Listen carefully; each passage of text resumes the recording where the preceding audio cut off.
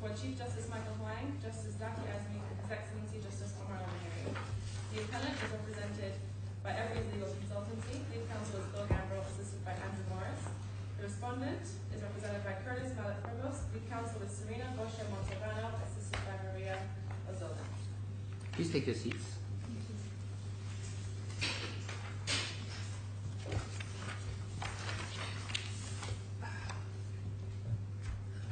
Sorry, Dima, I've left my papers in my room. There's a plastic envelope.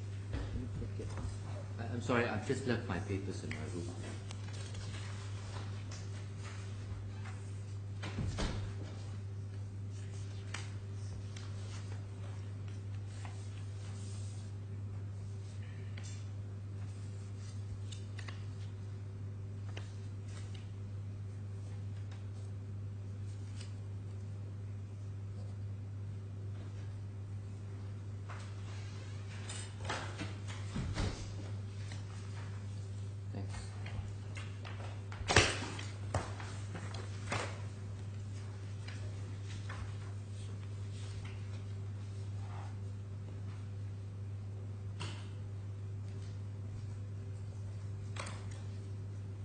Right, now, Mr. Gamble, are you going to be opening? Yes, sir. I presume that would be the case. Please carry on. Thank you, sir. I presume that the court has received the bundles and has had an opportunity to go through the skeleton? Yes. At some point, I would appreciate you taking me through the witness statement of Mr. Wall. There is one. Oh, sorry, sir. Yeah, I just needed a bit, or somebody could refer to it. I mean, I assume that the skeletons have extracted the relevant facts in the narration, but it might be still useful to see how the summaries are fleshed out in his affidavit at the appropriate time. Thank you, sir. I'd be happy to do that. I'm sure my friend will also be happy to do that in due course as well. Perhaps, sir, if I may take you to my skeleton as a starting point.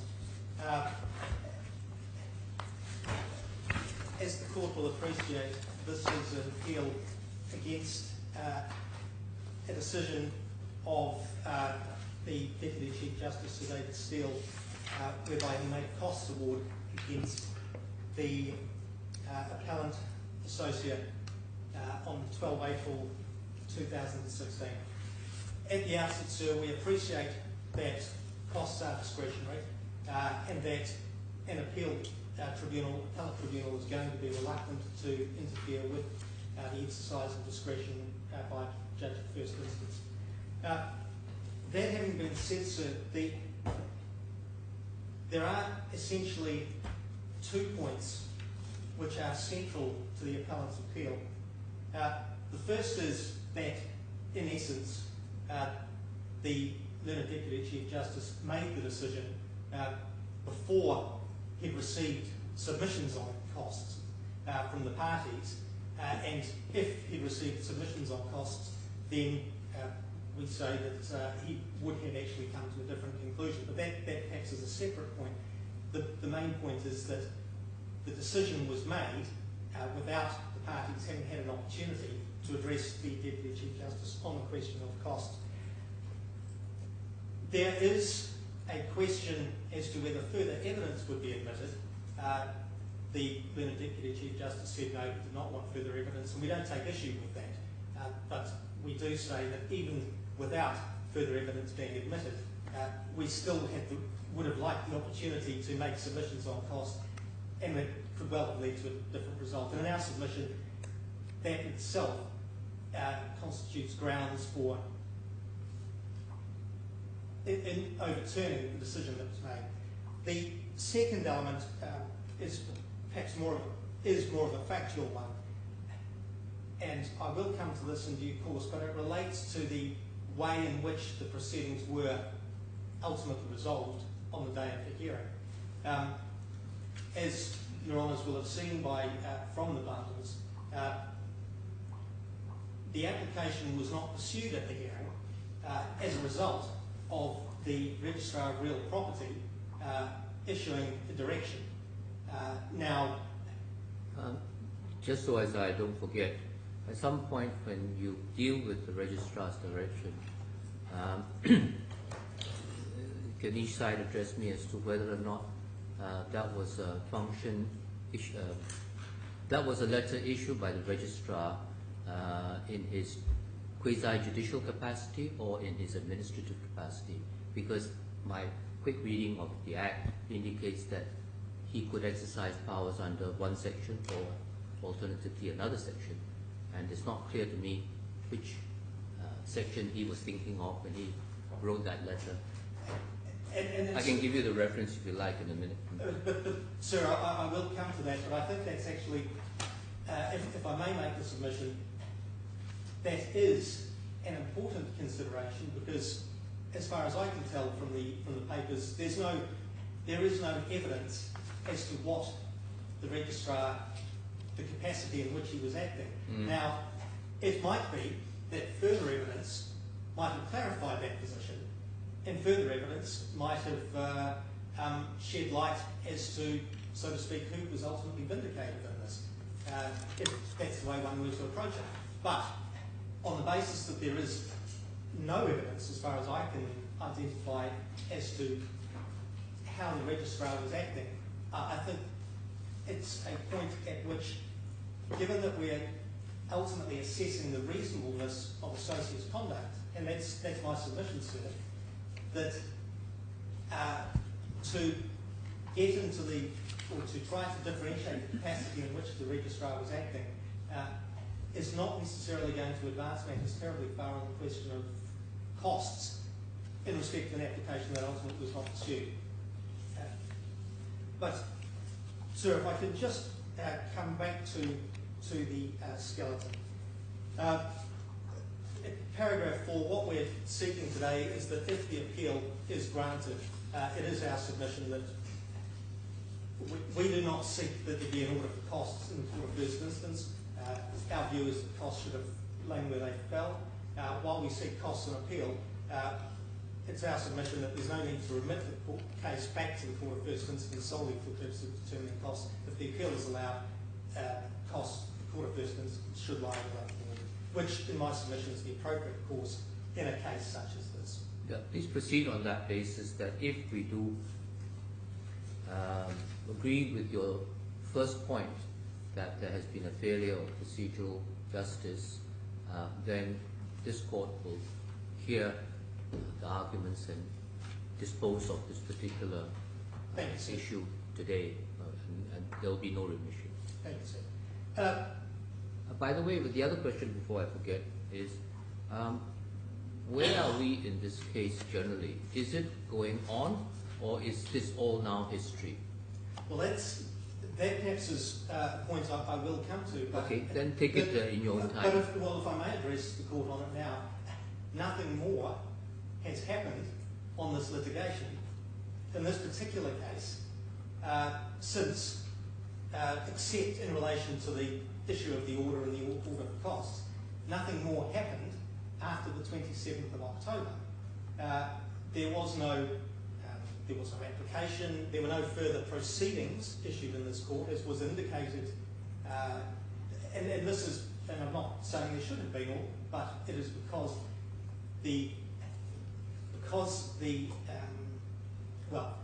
there is a limit as to how far it can go, because we don't have evidence before the court as to what has ultimately happened.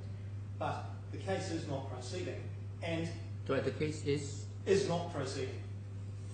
This particular piece of litigation is called nowhere. You are for the respondent, so I suppose it's up to the claimant. No, but in the action itself, it's for the claimant to tell us in due course where we go from here. Because if we assume that your undertaking has the effect of an interim injunction, then things are in limbo. Sooner or later, the AGM's got to be held. Otherwise, everybody's in breach, right? So you can't leave it in this state because there is either by voluntary acceptance or otherwise a bar against this AGM going ahead on any terms. So it can't stay in this thing from the point of view of strata title administration. Well, Am I sir, correct? If I may, Am I sort of taking you out of turn in terms of your submissions? If no, so, no, no, sir. you can I'm very start happy- where you want to start. I'm very happy to address these. No, the points. only reason I ask this is this. It makes a difference to us whether this case is not going to go on for whatever reason. Then this is where everything ends, and then we have to look at costs in the light of what we need to know in order to make a fair decision on costs. But if the case is going on, then we may have a different view of how we approach the question of costs. Well, sir, if I may make the point, and no doubt my friend will address you on this point, but one of the, as is indicated, we, as you've correctly identified, the matter cannot continue in limbo indefinitely, as it was as at 27th October. And I think in many respects these proceedings have been frozen as at that date because the court has had no further evidence upon which to make determinations as to what has actually ultimately happened in relation to this. Has there been a case management conference? No, nothing has happened, sir. Hmm. Okay. So, in many respects, the court has been left as it was on the 27th of October. Now, I don't want to be in a position of giving evidence from the bar, so I'm not going to, but it's in my submission, the court having decided, the Deputy Chief Justice having said that he did not want evidence as to what happened subsequently, that goes in my submission. We take no issue with that, but it does go to our submission that he was not in a position to make a finding that the respondent had behaved unreasonably such that a costs award should be made against it. So the parties have referred to several authorities in the course of... Before you proceed, Sorry, sir. they have, in my personal experience, there are a lot of occasions where the court makes an order for cost either way without hearing parties. At the end of the case, the court just make cost such and such, whatever the cost is, Yes, Is sir. it obligated to hear the parties before it makes an order? Sir, in circumstances, my submission would be in circumstances in which it has not made a determination as to the outcome of the case, or the application, or whatever it is beforehand. And well, perhaps, sir, if I may address that point now, and it's taking things slightly out of order, but I'm very happy to deal with that. If I can refer the court to reference in Skeleton to the decision of Mr. Justice Giles in this court, which I addressed in paragraphs 57 and 58 of the Skeleton.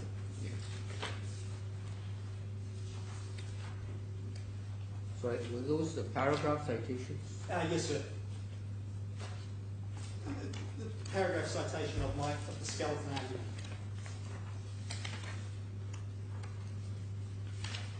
Yes. And sir, His Honour referred to a case, and there are other cases as well, but a case, Australian case called the Minister for Immigration and Ethnic Affairs. And it set out there what the relevant quotation.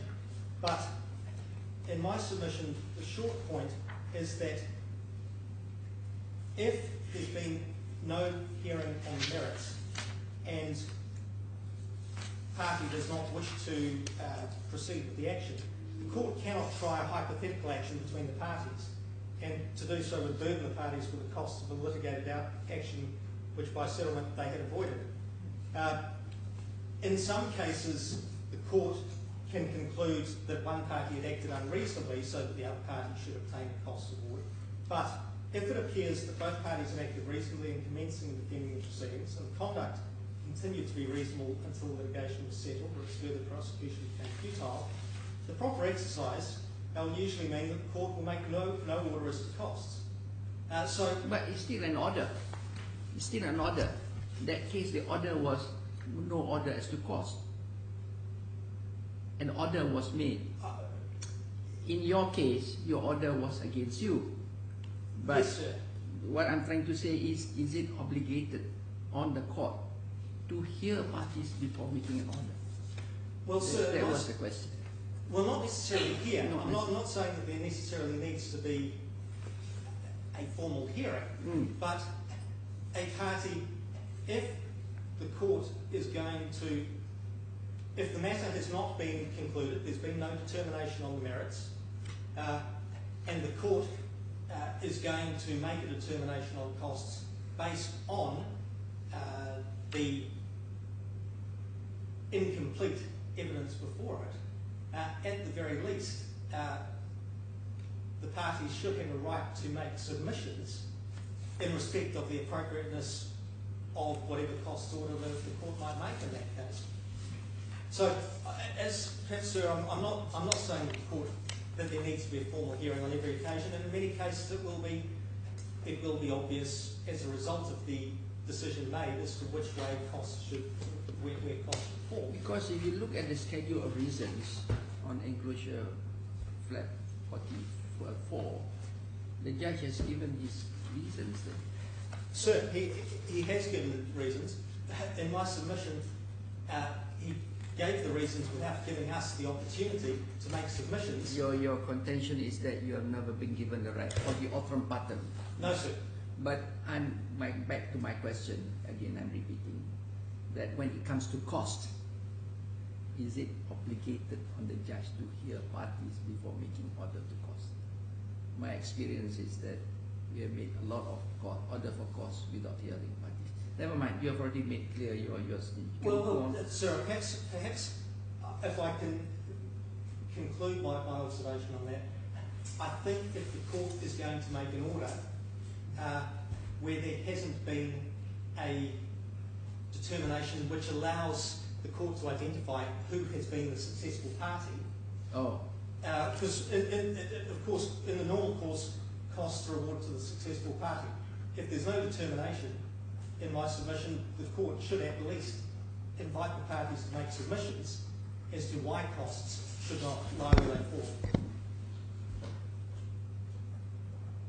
So the court has, in your case, the court has not determined who the successful party is? No, sir, that's our submission.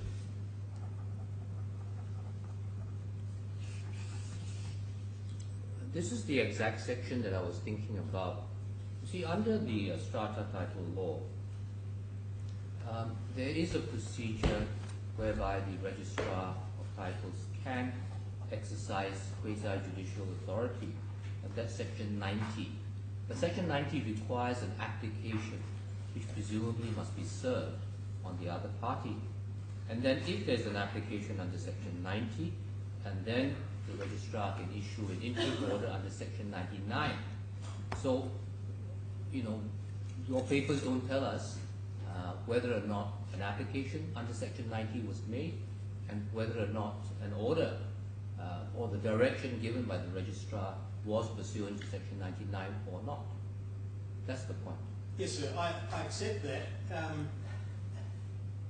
My submission in relation to that is that whatever orders the registrar might or might not have made, we would be speculating for the purposes of this hearing, because the judge at first instance made a determination that he did not want there to be further evidence put before the court for the purposes of determining costs. You know, there are some things you don't need evidence. You can accept statements from the bar if the other counsel doesn't object, and you know, papers are available to both sides, and so one gets a clearer picture. All I'm saying is that it would help us to understand what importance the registrar's direction made in this particular case if we knew what is the legal basis for that letter that he wrote. In which case, sir, I of course, if the parties are agreed, of course information can be placed before the court.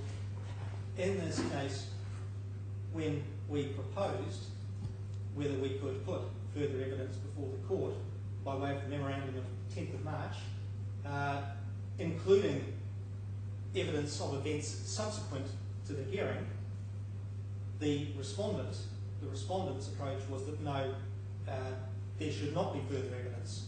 No, I understand that, but all I'm saying is that when Respondent Albart gets on her feet, I will be asking her this question, and then we'll hear what her answer is, because she's in a position to say whether or not there was or wasn't an application under Section 19. And if it's not, then presumably it wasn't a legal order. It might have been an administrative direction.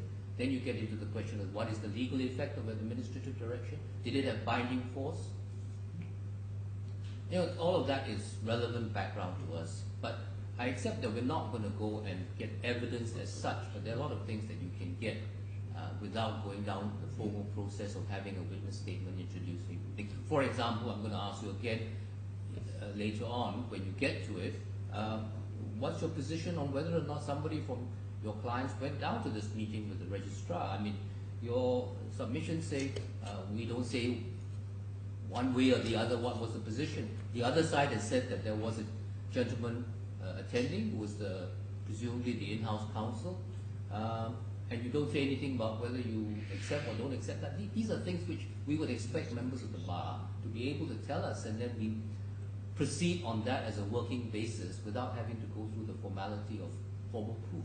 Well, sir, I accept that, sir, and I'm sure if my No, I'm just telling you now. I don't necessarily ask you to deal with it. All I'm saying is that as you go along, I'm going to try and ask you a few questions so that our mind is a bit clearer and we are more educated about the circumstances in which the ultimate event or non-event of there being the postponement or the suspension of the AGM came about. Because if we are going to decide whether or not one side's behavior was reasonable and proportionate, then all these little things help to clarify our understanding of the situation. But please carry on as you want. I don't want to distract you from your plan of submission. Thank you, sir. As perhaps if I can come back to the point I just started to pick up on, the parties have referred to various authorities in their skeletons. I don't think that there is anything on which there is any great divergence between the parties as to the relevant legal principles which apply here. And they are, simply enough, I think that costs are discretionary, and the court has a very wide discretion. Discretionary decisions should not be overturned simply because an appellate court concludes that it would have reached a different conclusion. That there does mean I need to be able to satisfy this court that there has been something in the manner of irrelevant considerations or not taking into account relevant considerations, or at the end of the day the judge just simply getting it wrong.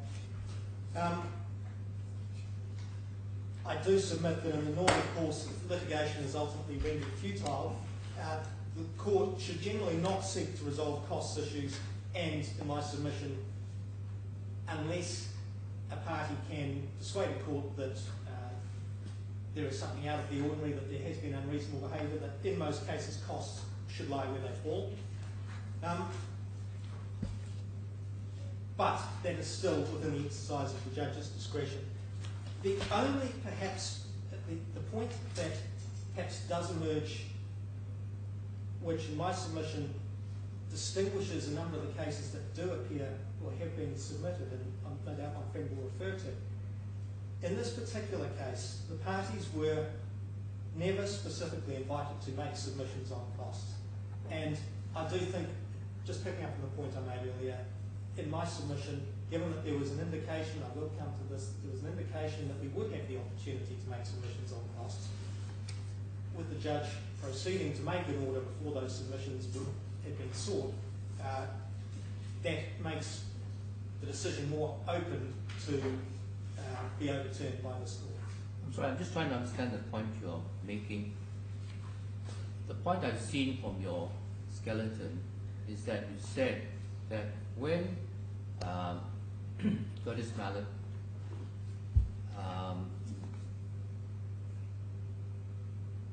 filed the submissions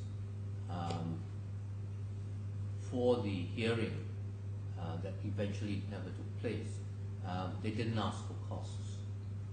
And I don't know whether that is the part that you're now relying on. No, Because sir. subsequently, I think it was after the first letter from the court saying, we are proposing to do this on papers only, give us your comments.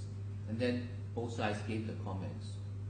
And I think at that point, then Curtis Mallet said, by the way, we are actually asking for an order for costs. So it was certainly on the agenda of the court that there was a cost issue to be decided, and there was a request for costs, albeit a little bit late. Sir, I'm not taking issue with the fact that costs weren't included in the prayer for relief, that they weren't asked for at the hearing, because costs are discretionary, and I accept that in an appropriate case the court can make a cost order even if they have not been sought in the prayer for relief. It would be unusual to ask to grant costs if it's not asked for. The court usually checks. Well, but at That the end it's not a sort of careless omission. Well, so the point I was actually getting to though with the related more to the Are you saying that it wasn't in the claim form? no sir. No sir, it was never asked on the claim form, never asked for at the hearing, never I think you cleared that in paragraph 61 of your submission. yes sir. And at the conclusion of the hearing, His Honour said there was no other order. Now, again, But it is typical for a court when it's coming to reflect on the appropriate orders to make a note. Oh, I don't see anything about costs.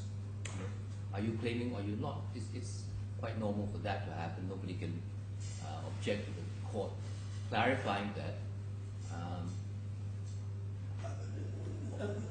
I agree, sir. I'm not taking issue with the fact that.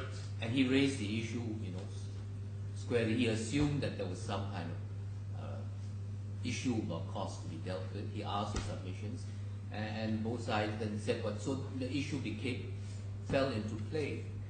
Yes, sir. Although, if I can, I don't know that this really needs to detain us a lot.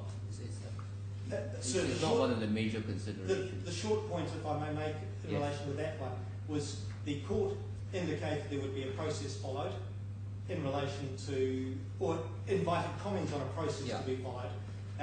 We made our submissions on that process and said, just for the avoidance of doubt, we will, when we've got orders about the process, we will make submissions on costs. And so,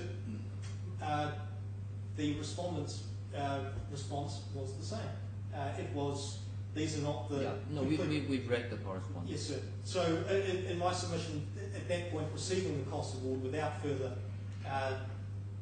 invitation to make submissions, I think does take us outside into a realm in which the court can interfere with the exercise. Can you answer one more question about the Australian case that you cited, paragraph 58? Yes, sir. At first sight reading this case, it seems to indicate that the order that was being talked about was when the case comes to a premature end. In other words, before the trial takes place, and for one reason or another, you terminate the case. And then the court has to make an assessment of costs. And these principles are in relation to the situation when the case is effectively done, it's over, but prematurely because there was no trial. And that's why I asked you the question, is this case now prematurely over? There will never be a trial. Well, sir, maybe my friend can answer that. Yes, okay. Right, she'll deal with that then. But am I right that this case is talking about a situation when there is no further litigation contemplated in the particular case? The Australian case, yes, seems sir. to say that. And most of the cases referred to in the authorities do. Because here we have an interlocutory application. It's being dealt with at that level. I'm not sure that you would go through a huge exercise in assessing who should pay costs for interlocutory applications. Well, perhaps if I can make the observation, I don't think this is necessarily an interlocutory claim. And the reason I say that, and it comes back to the somewhat... Can we have a look at the claim form? Yes, sir. It is at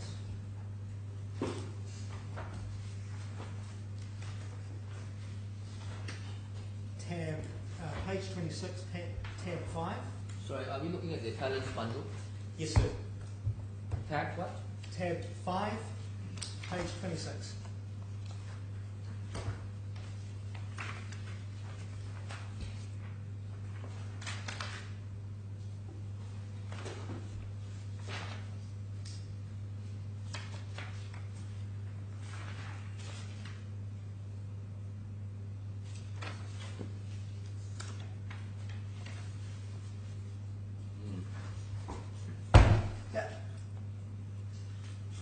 In my submission, and I will, the claim, it's not important for, let us say, these purposes, but this claim, in my submission, should have been brought by way of a standard claim form under Part 7 with an application for an injunction. With an application form? Application for an injunction as interlocutory relief or as interim relief. This claim form was brought under Part 8 and was, as I understand it, expected to be dispositive of the proceedings. Now, if one looks at the next tab, and it Well, looks... it can't be dispositive if the remedy sought is for an interim order, and then it goes on to say until further order, so it does contemplate something else. Well, it does, sir. Although... So, yeah, go on. If one looks at page 34, 35 and 36, which were the draft order, the proposed undertakings were that within 21 days from issuance of this order, the applicant undertakes to issue a claim form for declaratory relief. I'm sorry, are you referring to the undertakings in recital 4 at page 34? No, sorry, 36, sir, 36. which is the schedule of undertakings.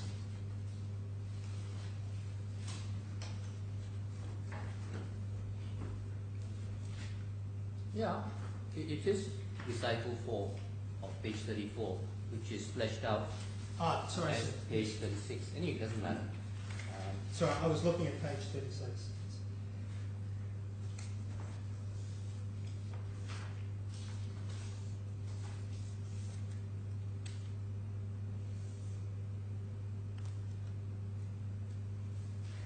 And so,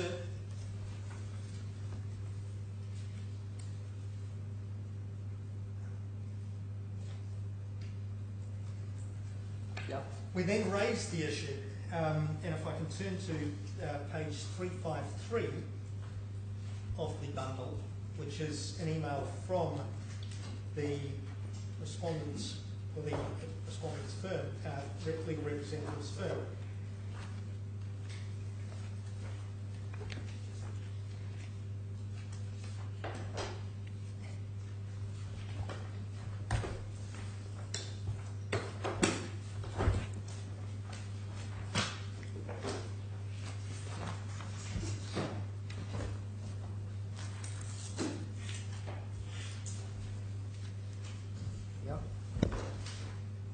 We raised the issue as to whether this really should be a Part 8 proceeding. It's one of the points we took in the acknowledgement of service.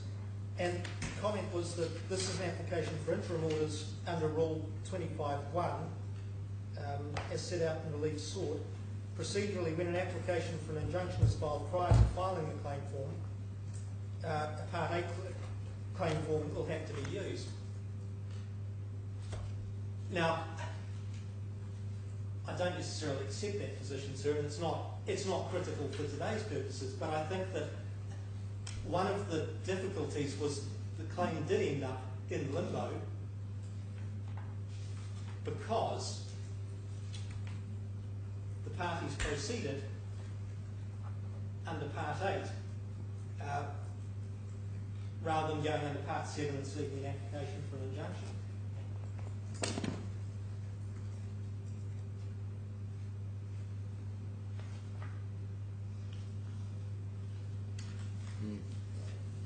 Go on. Thank you, sir. If I may come back to my skeleton, and I'm Your Honours are obviously have gone through the background facts. I'm just wondering, would an appropriate way would be to go through Mr. Waugh's witness statement, perhaps rather than rehearsing what's... Yeah, why not? Why not? Yeah. Thanks, sir.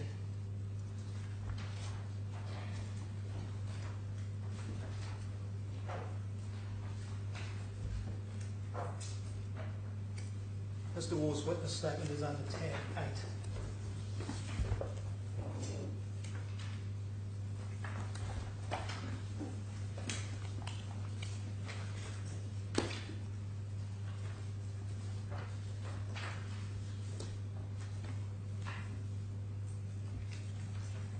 Yep. Sir, is there any point where you'd like me to pick up from? I'd like to see where he discusses the origins of the dispute. You can skip all of the introductory. Probably from about page 282. Thank you, sir.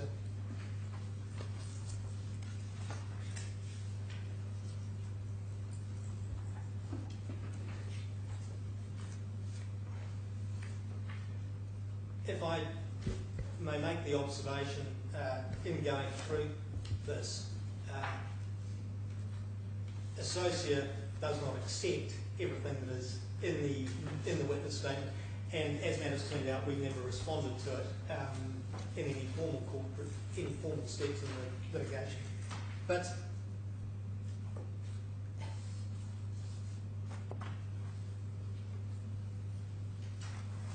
I think what can be identified from the witness statement is it's not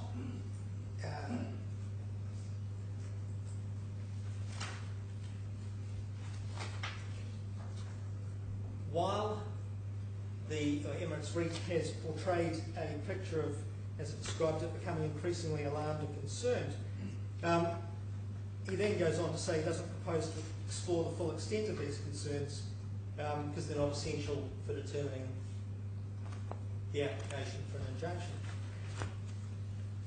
However, picking up on the point when he says, I believe irreversible harm will shortly be caused to the applicant's interests, there's no point at which Mr. Waugh identifies what that irreversible harm would be. Now,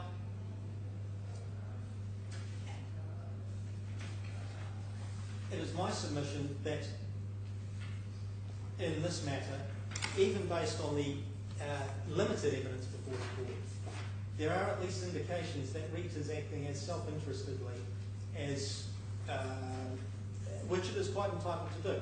But this is not a case of REIT necessarily seeking to act on behalf of all other unit holders or anything of that nature. This is, REIT has its own interests in this matter, and we can see, as I said, just based on the limited amount of information, that it's possible that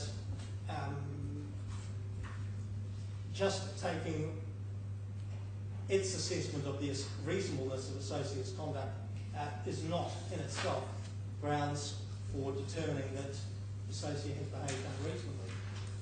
Now,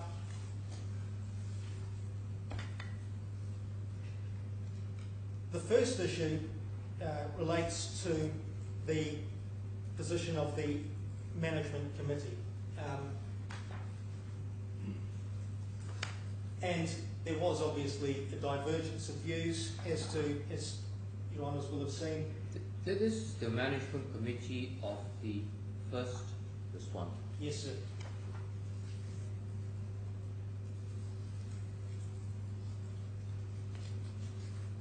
Now, the issue which appears to have caused the divergence of views is that under the strata title law, there is a minimum requirement of 7 members. In June of 2015, that number has fallen below 7.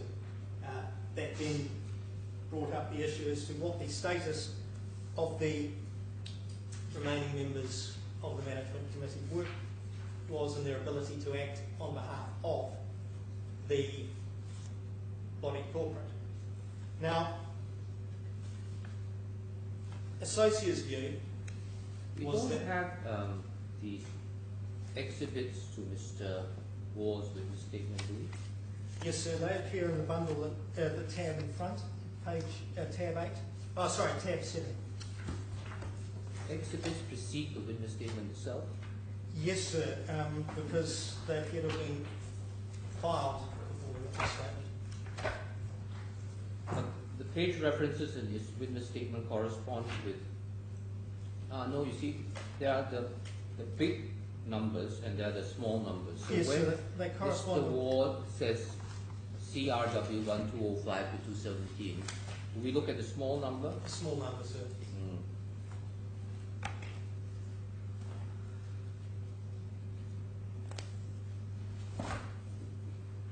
Okay. So we're looking at the minutes of a meeting 4th October, is Yes. that right? Presumably 2015. Yes, sir.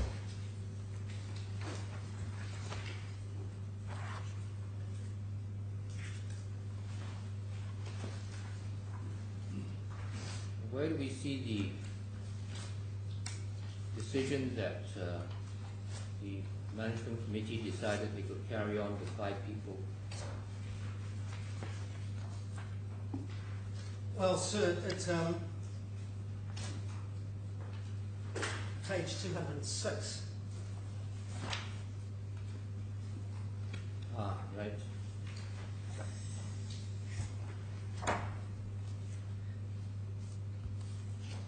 Now, it appears that if those minutes are accurate, that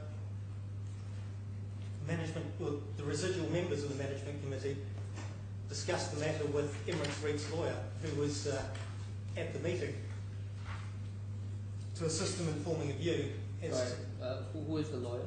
to Mr. Miosovic? Mr. Milosevic.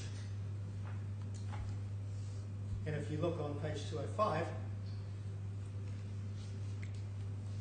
you'll see that Mr. Milosevic is a partner of Curtis Malik.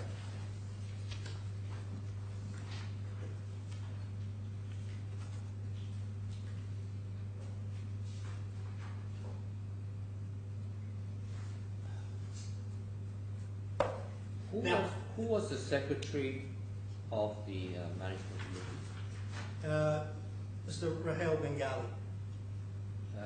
He's not associate. He's not a member of your client. No, sir. Was he one of the committee members? He's listed as being a committee attendee on page 205.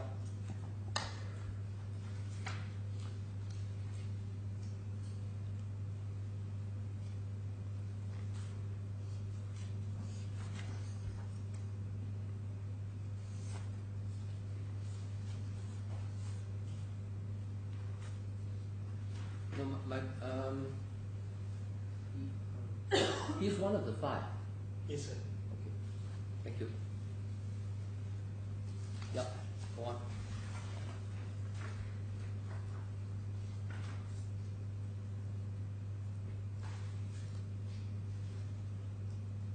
Is there anything in Mr. War's witness statement which tells us why the AGM notice was invalid? I suppose we have to look at the letter itself. Because he doesn't elaborate. I was wondering whether he would elaborate on it in his witness statement, but I think not.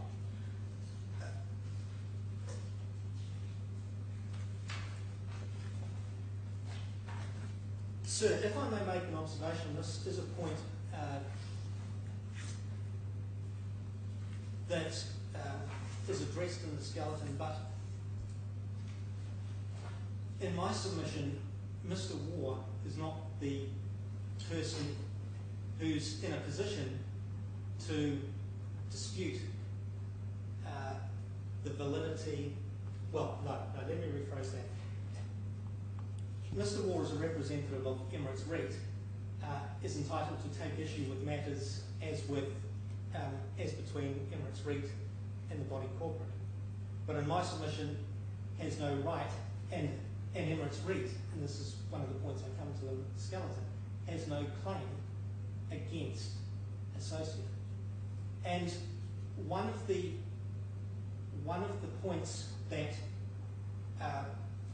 we see is that it is not entirely clear why Emirates REIT wanted the AGM postponed. How many of the 5 committee members are aligned? Well, I say aligned, but meaning they are actually nominees or represent the interests of Emirates REITs? Sir, Mr. War gives evidence that Ms. Jeffrey is an employee of a related company, but Is he the only one that's associated with Emirates REITs? so there's no evidence. Well, let's just say whether any of the 5 actually work for Emirates REITs or a related company.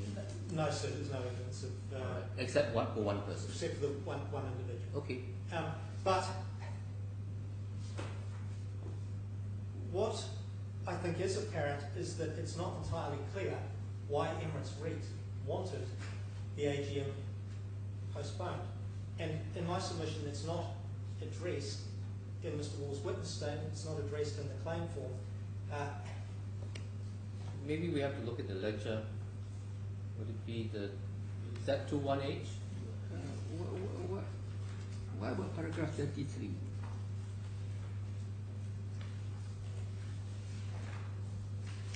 Sir, if I may, I accept that yes, there were the issues in relation to the rejection of the nominations of 2 Emirates REIT employees. However, the point is that at no point did Emirates REIT do anything, or even in bringing these proceedings, to seek to reopen nominations or anything of that nature. All that Emirates REIT has sought to do is to prevent the meeting going ahead. Yeah, for these reasons stated in 33. Well, Australia again ignored this and did not include me on the ballot circulated at the meeting for the notice on 20th.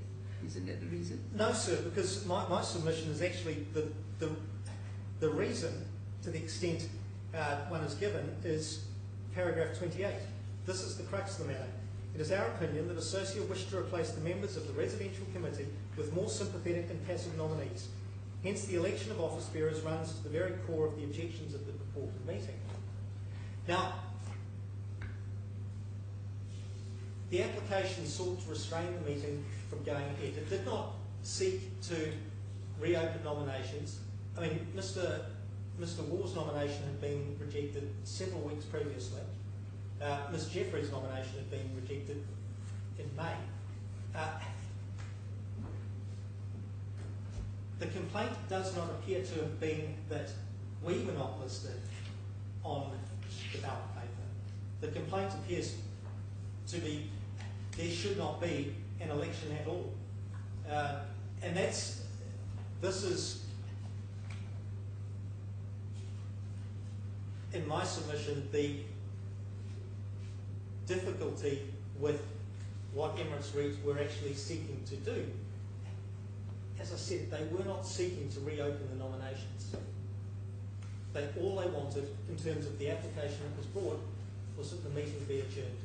And they had left that until the 22nd of October, when the meeting was already underway, for that application to require an undertaking, and on the following day for the application to be brought. Now, I'm probably jumping out of sequence, but at this point it prompts me to ask you the question. Who chaired the meeting? Does the body corporate have a chair? Sir, I don't know who chaired the meeting. There is no evidence of what happened at the meeting, apart from... We know that it was inquiry. I don't know what the quorum was. So we know that it was not sufficient to carry out the business. But it would seem that there was a meeting that at least a few people attended, and then a decision was taken to adjourn. In fact, without looking at the rules, I suspect that that process was already written into the script in advance. In other words, most likely the bylaws of the body corporate would have said you need a certain number of members to make up a quorum for an AGM. If you don't get a quorum by a certain time after the designated time for the commencement of the meeting shall be adjourned within to be held again 1 week from the same from the date, and then at that meeting, whatever number of people attend, they will be deemed to form a quorum. That is a very typical kind of clause that might be in. So if that clause is in the bylaws of this, then in a sense, nobody actually called the second meeting. It just took place automatically by process of law. Yes, sir. I mean, I don't have it immediately to hand, but that's my understanding of the way the bylaws operated, that it was one of those automatic adjournment. But the letter at 218, which is from the body corporate to your clients on the 18th of October, does set out in reasonable detail what their complaints are about the AGM. So they have a constitutional issue that the notice was invalid, and therefore presumably the meeting would be invalid. And then the agenda had not been approved, so that's a further objection. So, am I right that the notice that went out was it signed off by your clients? yes, sir. I see. Yeah. And your clients are not, and not by the secretary. And what do the bylaws say? That the notice shall be convened, notice of AGM shall be convened by whom? Well, sir, I think under the legislation, the secretary is the individual who convenes the meeting, but under the contract, Associa had been engaged by the body corporate to convene. It's not very clear from the papers that I've read, because the contract apparently was entered into with the developer. Yes, sir. So unless there was a assignment or a novation of that agreement, then the parties to the contractor are to the contract are your clients and the developer, unless there is some legal mechanism whereby the developer was substituted by the body corporate. Sir, I think there is no issue that the developer entered into it as agent for the body corporate under formation. Pre-incorporation contract, Pre-incorporation. which is allowed for under the legislation, is it? I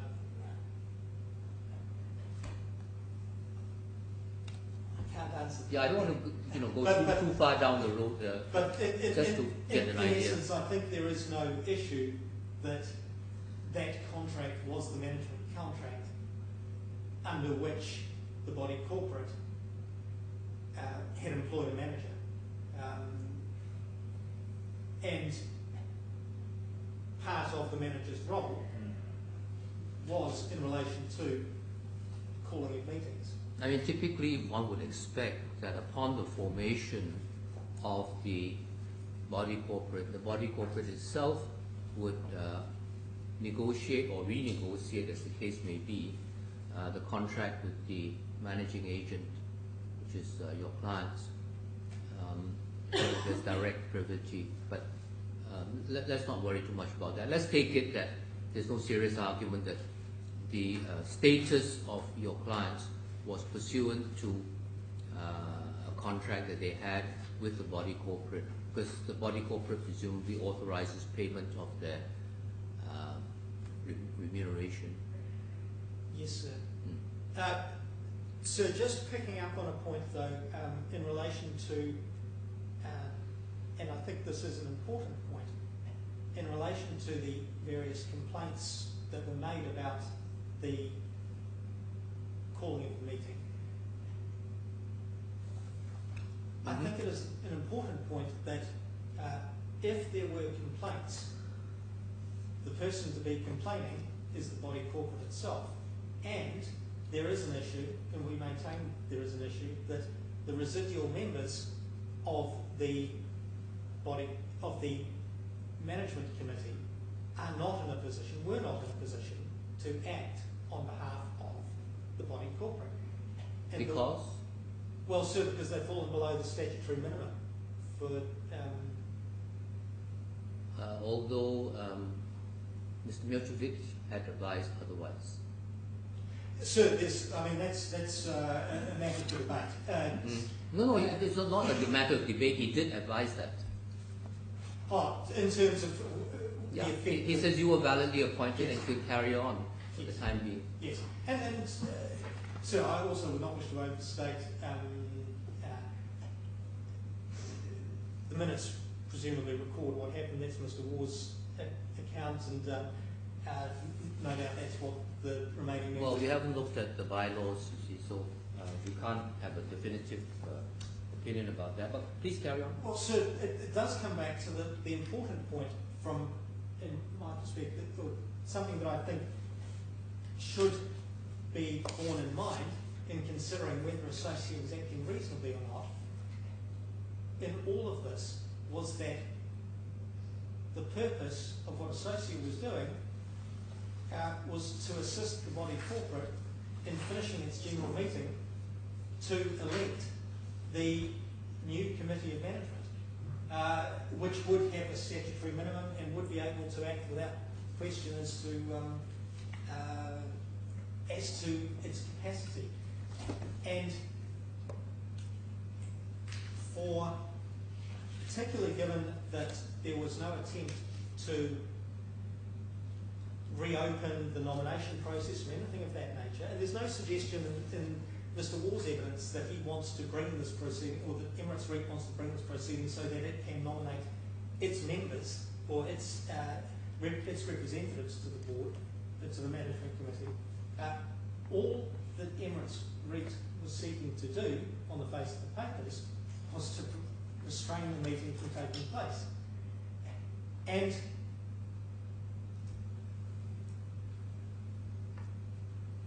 Again, There's a complaint that your clients would chair the AGM.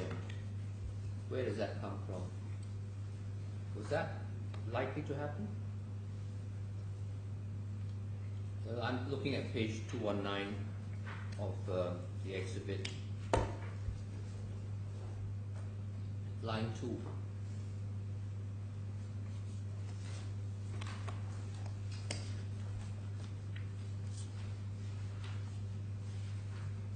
You know, without looking at the rules, I don't know whether the rules or the bylaws are annexed to Mr. Ward's witness statement, but without looking at those, it's very hard to understand completely the context of their complaints. Again, it's not your job to explain that. Ms. Montalban can do that when she's on her feet, but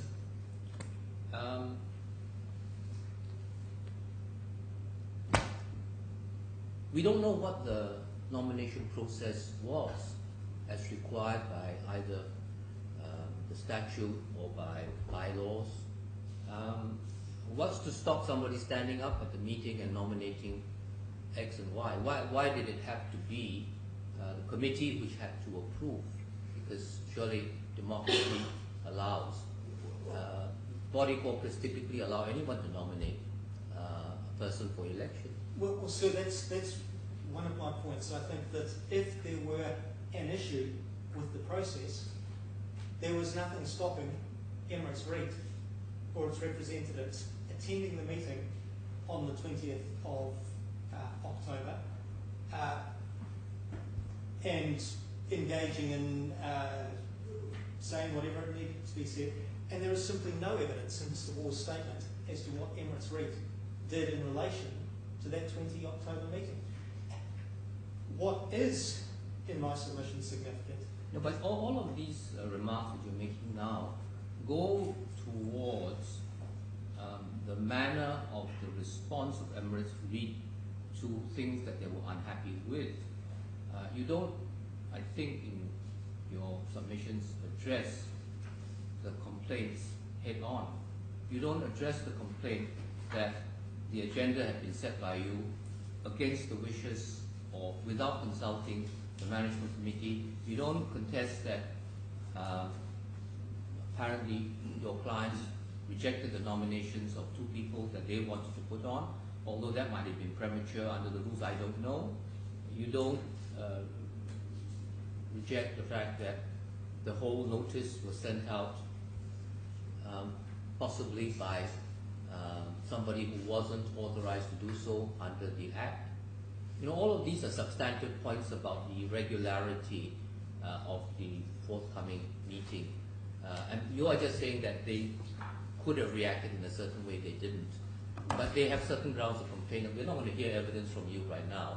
So you have this difficulty that you can't explain to us why your clients did what they are alleged to have done. And so that goes to the difficulty we have in that there's only Emirates REIT's evidence before the court.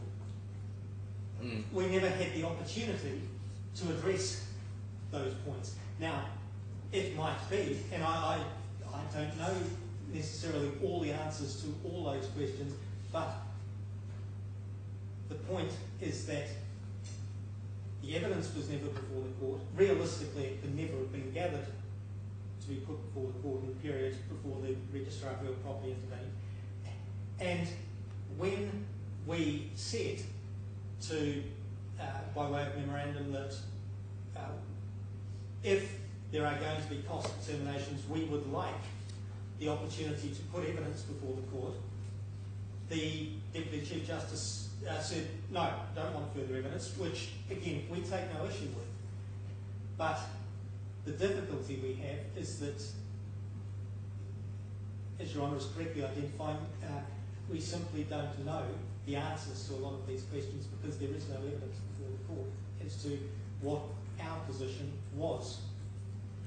That is to determine whether your clients have acted reasonably or unreasonably. Is that what you're submitting? I beg your pardon, You were not given the opportunity to prove that your clients were acting reasonably or unreasonably. Exactly, sir. We never had the chance to put that evidence before the court. And Well, you had the chance, Oh. you elected to pass up that opportunity following the letter from the registrar. Obviously, that made a big difference. I'm assuming it made a big difference to your clients.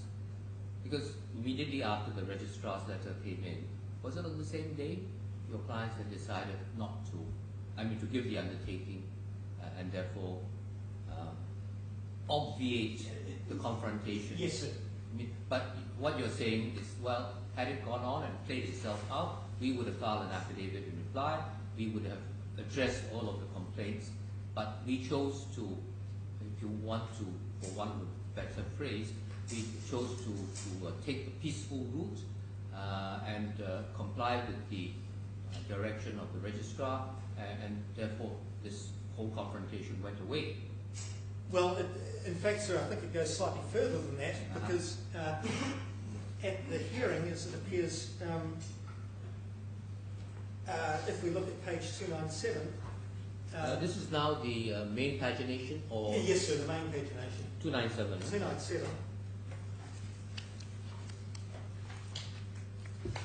This is the transcript. Transcript of the hearing. Now, we had indicated in the acknowledgement of Sorry, service. who's Mr. McLaren? Mr. McLaren was counsel for Emirates REIT at the Okay. hearing. Now, we had indicated in the acknowledgement of service that we were going to file witness statements in opposition, but we wanted the 14 days that we were allowed in respect of Part 8 proceedings to file those witness statements.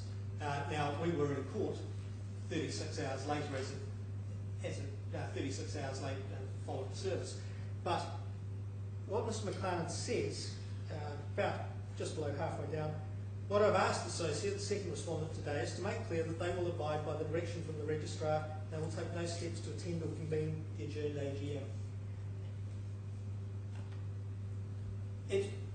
In my submission, Emirates REIT, both parties were in a position where, because the registrar had sent out his direction, obviously I can't speak for Emirates REIT, but it appeared that whatever happened, determining the proceedings as they stood, determining the hearing that morning, was going to be futile. What could it be? Futile. Too Futile. futile. In the sense that the registrar had made clear that the meeting was not going to go ahead. And Well, he couldn't make it clear if it's only a administrative direction. well, he said, sir, that further communications would be issued. Yeah, but Now- you could have waited for the further communication. Honestly, the way I look at it, it's all very unsatisfactory because to the extent that your clients were responsible for setting up the meeting, I put it that way in a neutral way, once you had sort of initiated this course of action, it would have played itself out, assuming that for the moment that there was no actual illegality in the convening of the meeting, which there might have been because according to you the statute requires the secretary to sign off presumably on the instructions of the management committee, but I haven't seen the notice, by the way. You might show it to me a bit later. If there was a valid meeting on the 20th, then there would have been a valid meeting on the 27th, come what may, because a meeting is only made up of the people who attend. And if your clients didn't attend, if Emirates REIT didn't attend, there would still be other people attending. And under the terms of the bylaws, if the original notice meeting of 20th was valid, then this would simply be an extension of that, and whoever was present, subject to what the rules say, would likely have formed a quorum, and they could have carried on without any of you, without either your client or your client. Well, They could have taken the law in their own hands, because typically the bylaws or statutes would provide for something like that. Otherwise, you get deadlocked, you see. So that's. So, I mean, a lot of people have proceeded a lot of strange assumptions, I'm just saying. So I think the difficulty though, and this is not a determination as to whether the meeting was validly convened or that's the problem in my submission in this case is that His Honour has determined that having received this communication from the registrar, or the steps leading up to the communication from the registrar, Associa was acting unreasonably in its... Yeah, but you can only determine what's reasonable if you know what the legal situation is, because you did not, according to the opinion of the judge at first instance, act reasonably. But that depends on the legal options open to everyone, and whether or not the legal step that you took were, in all the circumstances, a reasonable step. Well, in which case, sir, we come back to the point that, and it is a submission we've made, that what ultimately happened would be of relevance in determining which party has acted reasonably in this. Now, not really, because you have to judge the situation as it was at that time. Unless you go for the broader argument, which is that what ultimately happened would include what happens at the end of the case. Who wins the case ultimately? Most times, a lot of interlocutory applications, the costs for interlocutory applications are dependent on who wins at the end of the day. To award costs to one party or another for an interlocutory application is sort of a final determination that insofar as that particular application was concerned, there's no question somebody was right and somebody was wrong, regardless of the ultimate outcome of the case, which is the exception rather than the rule. yes, sir. I think though that, which of course begs the question as to whether this is or was actually an interlocutory proceeding or not.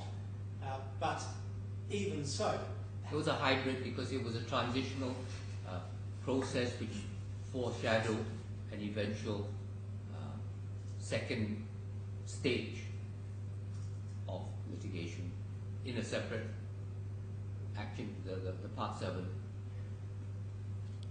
sir, if I can just take the point one step further. If the reason I say what might, even in the context of an interlocutory position, I appreciate in most interlocutory, or in many interlocutory cases, there can be a determination based on what actually happened in relation to that determination. But in this particular case, there was not, the parties neither had the opportunity to, the associate never had the proper opportunity to put its evidence before the court, and when it came to the question of costs, never had the opportunity to address that costs issue. I mean, you know, just thinking aloud, it's not as if you're being hemmed into a corner, backed into a corner. You could have turned up in court and said, we see what the registrar is saying, we respect that, we understand that there is some urgency, but we would like the court to understand our point of view. We will agree not to hold this meeting on the 27th. We will put it for hearing, let's say, 4 weeks from now. In the meantime, we ask for permission to file a responsive affidavit or witness statement, and then the court will fully understand our position. Then we might be able to resolve this matter in some way that satisfies both parties. And then we can deal with the AGM. I mean, there was no critical urgency to hold or not to hold the AGM on the 27th, as far as I can see. I'm just putting it out there. That was, you know, there are many ways that the situation could be handled, and the fact that you chose one way is there. We will assess it. You could have done it another way and still maintain the position that you were being reasonable, because you obviously needed time to consider the implications of the registrar's direction, as well as to answer the allegations made against your clients.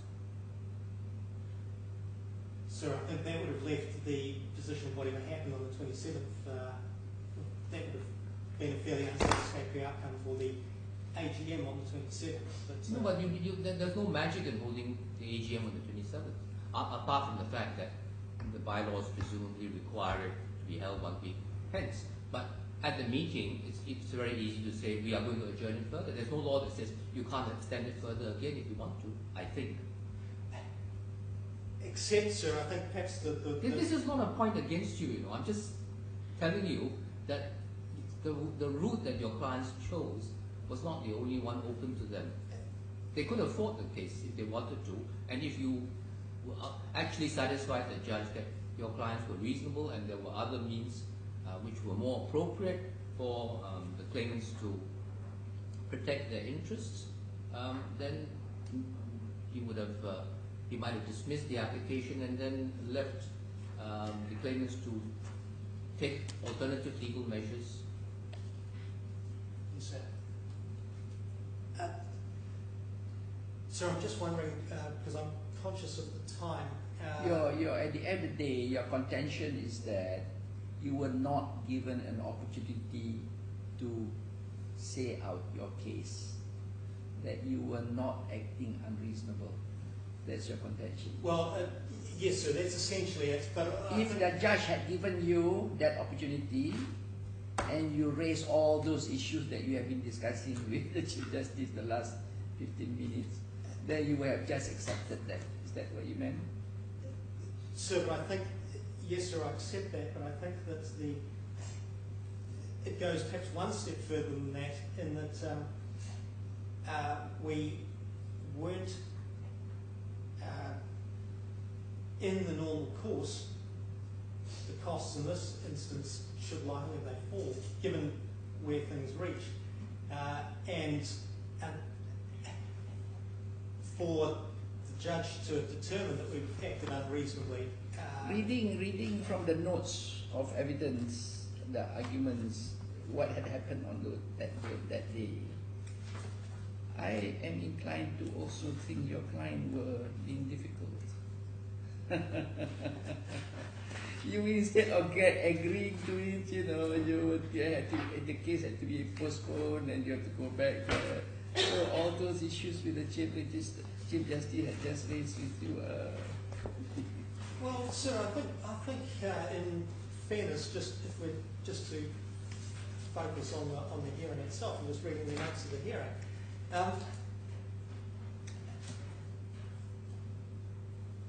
I don't think that it's necessarily an unreasonable length of time, given that the registrar's intervention was at 10:19. Okay. Have you finished it? Can I? I want to take you to the case that you cited, the Australian case. Yes, sir. You read what? I've not read the case, you know. I've not got access to the case, but I'm just reading from your submission. Oh, okay. I've not read the case, I'm just reading from your submission. Your submission, the first paragraph of your quotation says, it concludes that if the one party had acted unreasonably, the other party should obtain costs in the action. That is the conclusion. But if both parties have acted reasonably, then the court will make no order as to cause of the proceedings. You are contending that your clients had acted reasonably, and therefore the second paragraph applies to you. However, the judge, the Deputy Chief Justice, ruled that your client was not acting reasonably, or he was acting unreasonably, which means that the last part of the first paragraph, one of the parties has acted so unreasonably that the other party should obtain costs, and that's what the judge, the Chief Justice, Deputy Chief Justice did. He ruled that you were acting. Whether he's right or not is another matter. That is a different. He may be wrong. Had he heard you, he may have arrived at a different conclusion. You know, that's one issue. But legally speaking, if one party has acted unreasonably, it is right for costs to be awarded against him. That is your authority. And sir, I accept that. I don't argue with that. And my issue, though, in relation to that is You were not given the opportunity to defend yourself. Exactly, sir. If we'd had that, I think there'd be we would have moved ourselves into territory where we could satisfy the then Deputy Chief Justice that we had acted reasonably. Can you see if you can wrap up in the next 10 minutes so that we can give Sir, I'm your opponent equal time? I know I'm very happy to stop now unless there's because I feel that while there are some couple of small individual points, No, we've read your your appellant's skeleton. I think we have understood your points, and I think we have asked the questions that we need to. Yeah. thank you, sir. Yes, Ms. Parker. Good afternoon, Your Good Honor. afternoon. I represent Emirates REIT, the first respondent in this appeal. Is the second respondent represented? As far as I'm aware, no. We don't represent the second respondent. And so at the hearing before Sir David Steele, there was no one from the body corporate. There was nobody representing the body corporate. I understand that But no counsel. there was no counsel representing the body corporate. Okay. The body corporate, a certain representative of the body corporate sent emails during the hearing stating that they did not object not to hold the AGM. Is that the one where they said 4 out of 5 had agreed? Yes, Yes. but there was no in-house counsel and no legal Thank you. representative for the corporate. As we have just heard and read in the appellant's skeleton arguments, the essential elements of the appellant's case are as follows. Justice Steele erred in exercising his discretion because he made a decision on cost without receiving full cost submissions, and Justice Steele's exercise of his discretion with respect to cost was based on findings regarding the unreasonableness of associate conduct that were wrong as a matter of fact and law. In order for the appellant to succeed in this case, it will have, first of all, to persuade this court to interfere with the justice's discretion in deciding that no more cost submissions were necessary, and it will have also to persuade this court to overturn the judge's finding in relation to the issues of the unreasonableness of associate conduct in not providing the requested undertaking. We set out in our skeleton argument the very high hurdle that the appellant asking the Court of Appeal to interfere with the justice's discretion on costs will face. This is at paragraph 22-28 of Emirates REIT's skeleton argument, tab 20 pages 003 6000362. If I may briefly, Your Honor, go to the relevant standard of review. The relevant test was articulated in the English case Personal Management Solutions versus Breaks Limited, which can be found. Where is the paragraph reference? Oh, I got it. Is it paragraph 22 of your skeleton? Personal management against A&R. It's a paragraph 22 of the skeleton, and the case can be found at tab 16 Thank you. of the bundle of authorities. And the relevant test. No, I think this is a principle that we are all quite familiar with. Yes. This is the skeleton. Yes, Your Honor. And the principle, in fact, is that the Court of Appeal will only interfere with a discretionary exercise in deciding a matter of cost if the judge has plainly gone wrong in principle or failed to take into account relevant matters or took into account irrelevant matters. Another relevant case which sets out the standard is the case of English versus Emery, which can be found at tab 13 of the bundle of authorities, which also provides useful guidance for the court in examining a cost order of appeal. If I can read the relevant passage, Your Honor, it's at page 013 of the bundle of authorities.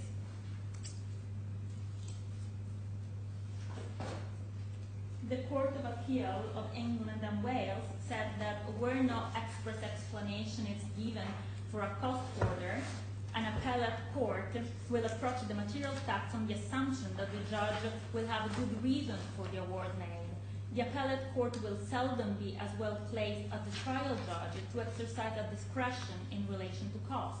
Where it is apparent that there is a perfectly rational explanation for the order made, the court is likely to draw the inference that this is what motivated the judge in making the order. There is another relevant case which was decided very recently by this court, the case of Protiviti versus Al-Mogia, which can be found in the bundle of authorities at tab 12. It's not referred to in your skeleton? It's not cited in the skeleton, and it's not cited also, I understand, in the appellant skeleton argument, but the parties have agreed to include it in the bundle of authorities. Joint authorities bundle? Yes, and can be found at tab 12 of the bundle of authorities. It applies the same standard articulated in the personnel management case. In this case, Justice Field, given judgment for the Court of Appeal, dismissed the appeal based on its findings that the judge in the Court of First Instance had the discretion to consider the matter and correctly exercise that discretion. As Justice Field noted at paragraph 46 of the judgment, and this is at page 84 of the bundle of authorities, in my judgment, just as in the case of an exercise of a discretion stricto sensu, a judge's evaluation of the different factors going to the question of the appropriate forum will only be interfered with where he manifestly applied the wrong test, failed to take into account matters he was obliged to have regard to, or wrongly took into account irrelevant matters, or reached a conclusion that was plainly wrong. Applying the Protiviti standard in order to succeed, Associa must show that Justice still misdirected himself in some way, and in evaluating this claim, the Court of Appeal should be slow to interfere with the judge's assessment. We submit, Your Honor, that Justice Steele had all the facts and context before him and was best placed to make a discretionary decision on cost. But are all of these cases applicable in a case where the judge did not hear the arguments of the parties on costs, which is what happened here?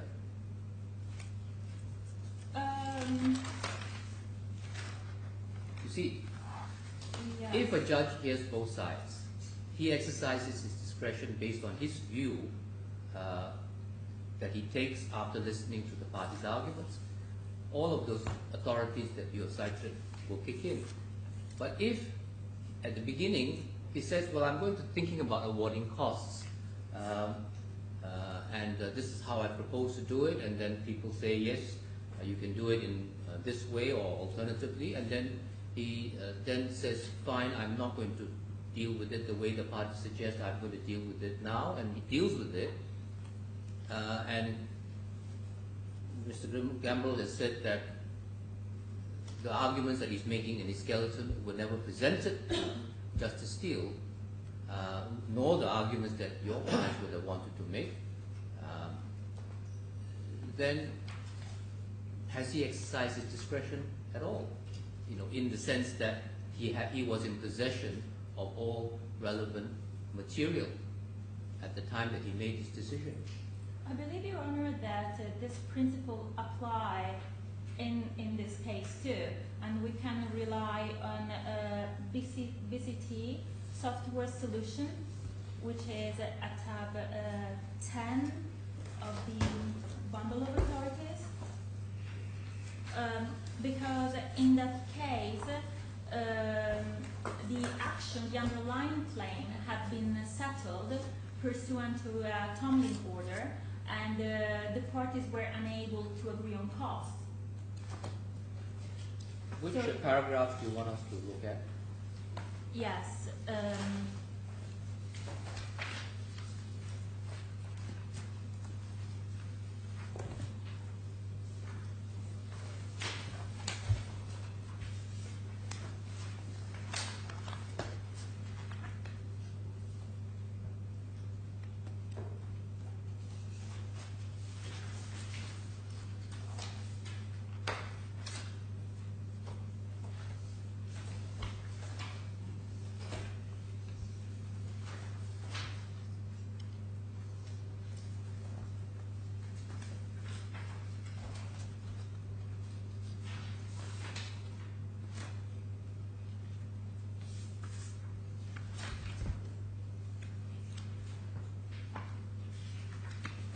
Well, paragraph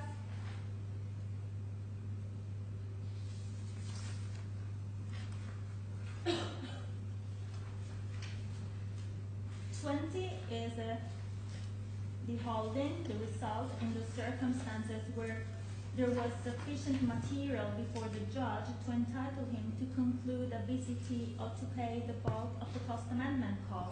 Where are you reading from, please? Sorry, it's page 0058 of the Bundle of Authorities, tab 10, paragraph 20. The order was not manifestly unjust. That's not very helpful.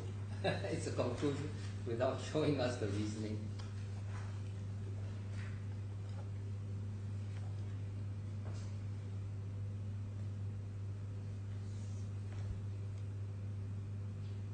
Paragraph 17.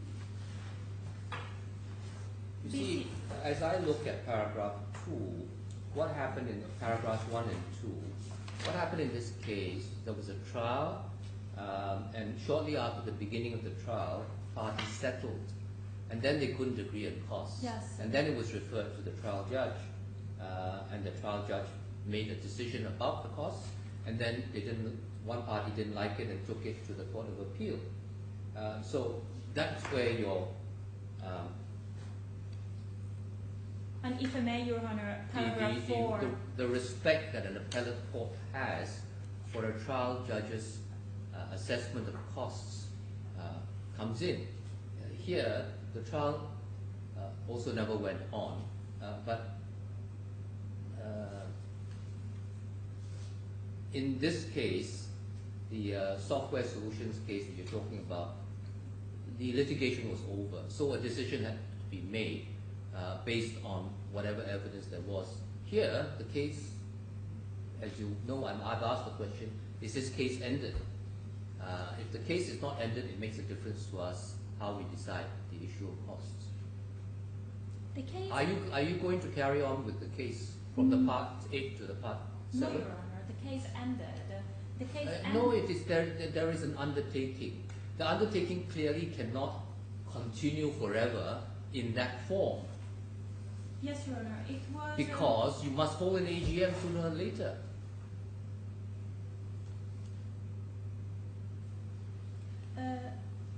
But the case is adjourned sine die. It's adjourned sine die. And presumably with liberty to apply. Is that right? Yes, When you Your adjourn Honor. cases sine die, typically there is an order that there's liberty to apply. Even if there weren't, it's implied. Because by definition, when you applied for this, you did so on the undertaking that you would file a proper claim for the substantive relief. That was the undertaking you gave when you filed the claim form. So as we sit here now, we don't see that the case is over. The court was informed that there was no need to proceed with the case. There was no need to proceed with your application, which was an application for interim relief, to be followed by a proper claim form for your substantive relief, which you have not done a year later. Why have you not discontinued the action then, if there's nothing more to be done? Yes, Your Honor. Sorry, yes. We- I asked you a question. Why have you not discontinued? If you say that there's no further dispute between the parties, then why is this case still alive? Our submission, Your Honor, is that the case was alive Only because of the costs? only because of the cost Okay. and the pending issue of cost in the context of the application, but not because we were planning to bring the underlying claim.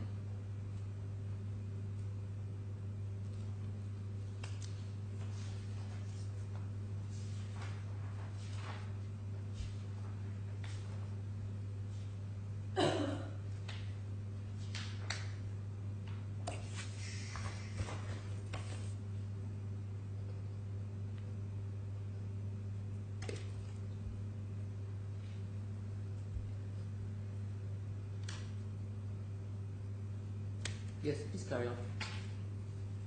Yes.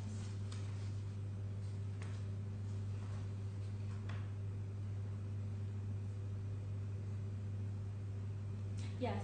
So, keeping in mind this principle about the lower court discretion, I will now move to the first ground of appeal of Associa that making a cost order without submission was a serious defect in procedure which rendered Justice Steele's decision unjust. We submit that Justice Steele had full discretion to make a decision on cost before the parties made additional cost submissions. Associate itself has admitted in The disclosure. judge has the discretion to make many orders, but typically, and in fact, it's probably necessary for him to hear both sides of the argument before he makes a decision. Yes. That's known as the rule of natural justice. Yes, Your Honor. However, the Justice Steele looked at all the documents in front of him, the conduct of the parties during the hearing and after the hearing, at the correspondence the parties exchanged, at the correspondence sent to the registry, and the submissions the parties made in the context of cost issues. And considering all the elements and all the documents in front of him, he concluded that no further submissions were necessary. But both of you said specifically that the submissions you were making were only in response to the inquiry from the registry as to the method for deciding costs, whether it would be done on papers alone. And there was an application from Mr. Gambrill to say that he wanted to have further evidence, and this was not his final submission. You said something to similar effect. I don't know whether you wanted to call evidence. I think you challenged that, but you also said that that wasn't your final submission on cost. So both of you said that the submissions you were making in response to the inquiry from the registry were simply to offer your views on the procedure on how to determine the issue of costs. And both of you did not agree completely with the method proposed by the court. If I may, Your Honor, take you to the letter we sent to the registry. Yes. On the 31st of January 2016.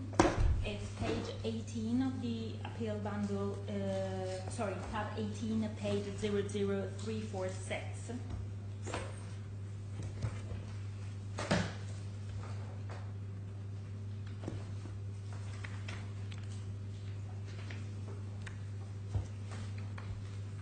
Second page of the letter at page 00347 of the appeal bundle, towards the middle of the page, we invited the court to restore the hearing of 27 October, specifying that the only remaining issue between the parties is the matter of cost. And then we proposed that in order to save cost, that the court should issue the following direction for the determination of the outstanding issue. And we proposed the parties will exchange sequential written submissions, the timetable to be determined by the court, and then number 2, Justice Steele, being familiar with this claim, shall determine this matter without the need for an oral hearing. And this is exactly what happened. The court issued directions asking first the first respondent to submit to submit its submission on cost issues. We submitted our submissions on March 31st, and Justice Steele determined the issue. In our submission, which can be found at tab 16 of the appeal bundle. Hang on a minute. Is the 31st of January letter the only response from you to the inquiry from the registry?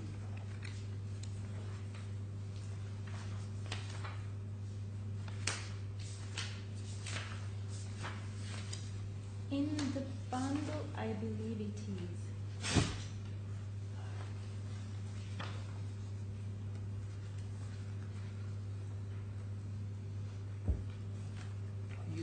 In your letter of 31st January, you enclosed a draft order. Was the draft order ever settled? The draft order is the order which was subsequently issued by Justice Steele on March 6th, which is at tab. See, but you yourself have stated at page 347 that the procedure should be that parties will exchange sequential written submissions. What was the appellant's response to this proposal? That was your suggestion, your proposal, isn't it? At page 347. Yes. What was the appellant's response to this suggestion? Actually, the respondent, Mr. Gamble had already responded to the registry earlier than this, isn't it? Well, sir, I think perhaps some of the dates have got slightly out of sequence.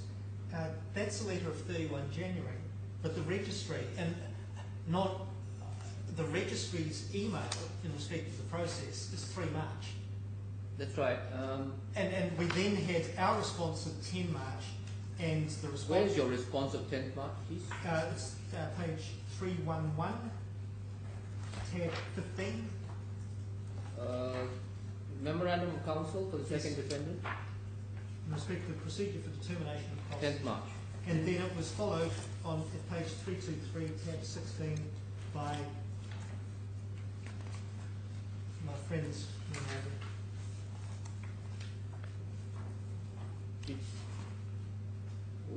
Where was your response again? I beg your pardon. 311.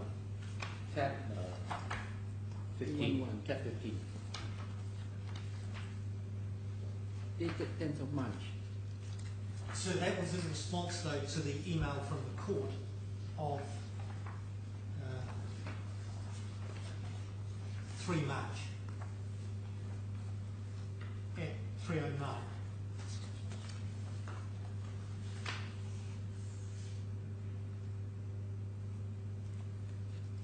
If I may, Your Honor, I believe that what happened was that we brought to the court on January 31st proposing this course of action, which is as stated at page 347. But both of you were responding to the same letter from the registry, am I correct? Yes. So it's Yes. only after, so they wrote on the 10th of March, you wrote on the 31st. Yes. And then after that, Sir David issued Yes, his Your Honor, order. this is Is correct. that right?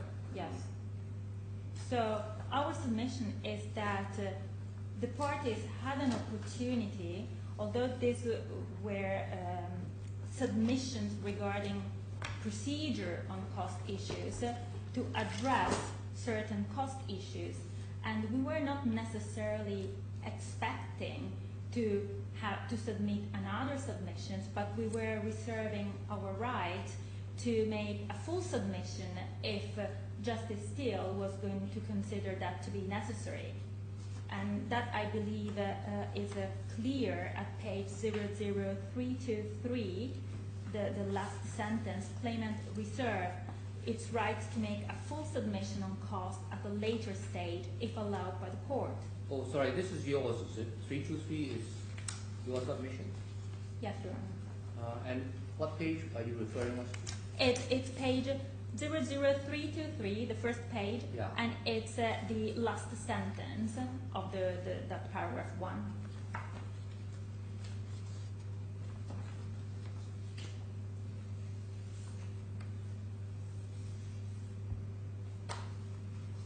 Mr. Gamble, is there a similar sentence from you in your 10th March submission?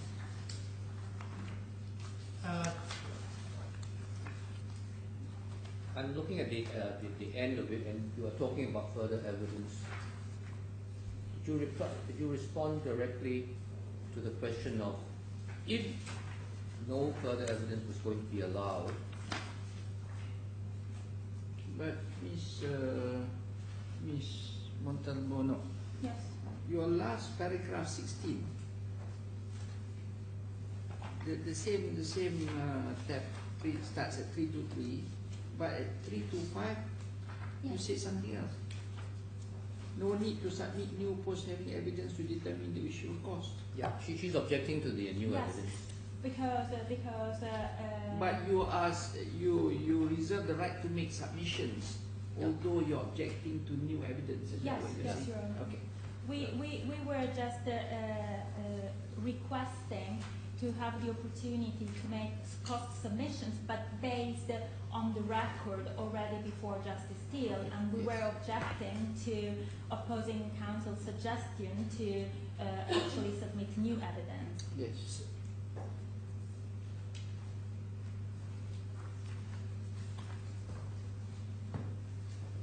Please carry on, Ms.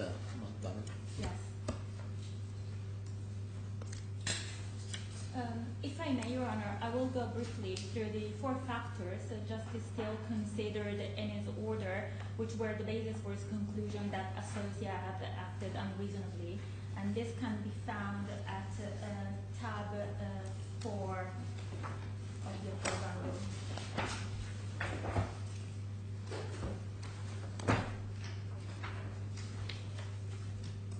Schedule of reason, page 0025. So the factors considered by Justice Steele in reaching his conclusion were the following. Associa was informed of Emirates' request for an undertaking not to hold the AGM as early as 22nd October. Associa was informed that the Registrar of Real Property convened a meeting on 25th October to discuss the issue but did not attend in person. Associa was served with the application on 25th October 2015 and still did not comply with the request for an undertaking, and the cost of the application could have been avoided by a reasonable aptitude on Associate's part. We submit, Your Honor, that Justice Steele was correct in giving weight to the letter of 22nd October where Emirates REIT requested Associate to provide an undertaking not to hold the adjourned AGM, and explained that in the alternative, an injunction would be sought together with cost. The 22nd October letter, which can be found at tab 7, page 00274,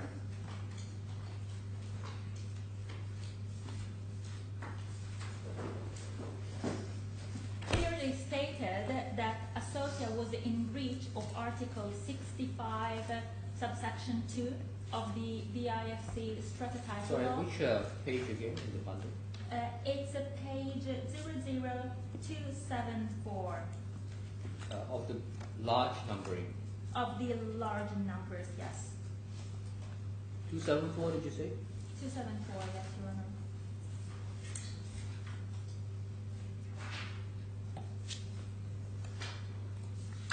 That letter stated that Associa was in breach of Article 65(2), and that's the last paragraph of the first page of the letter, Your Honor.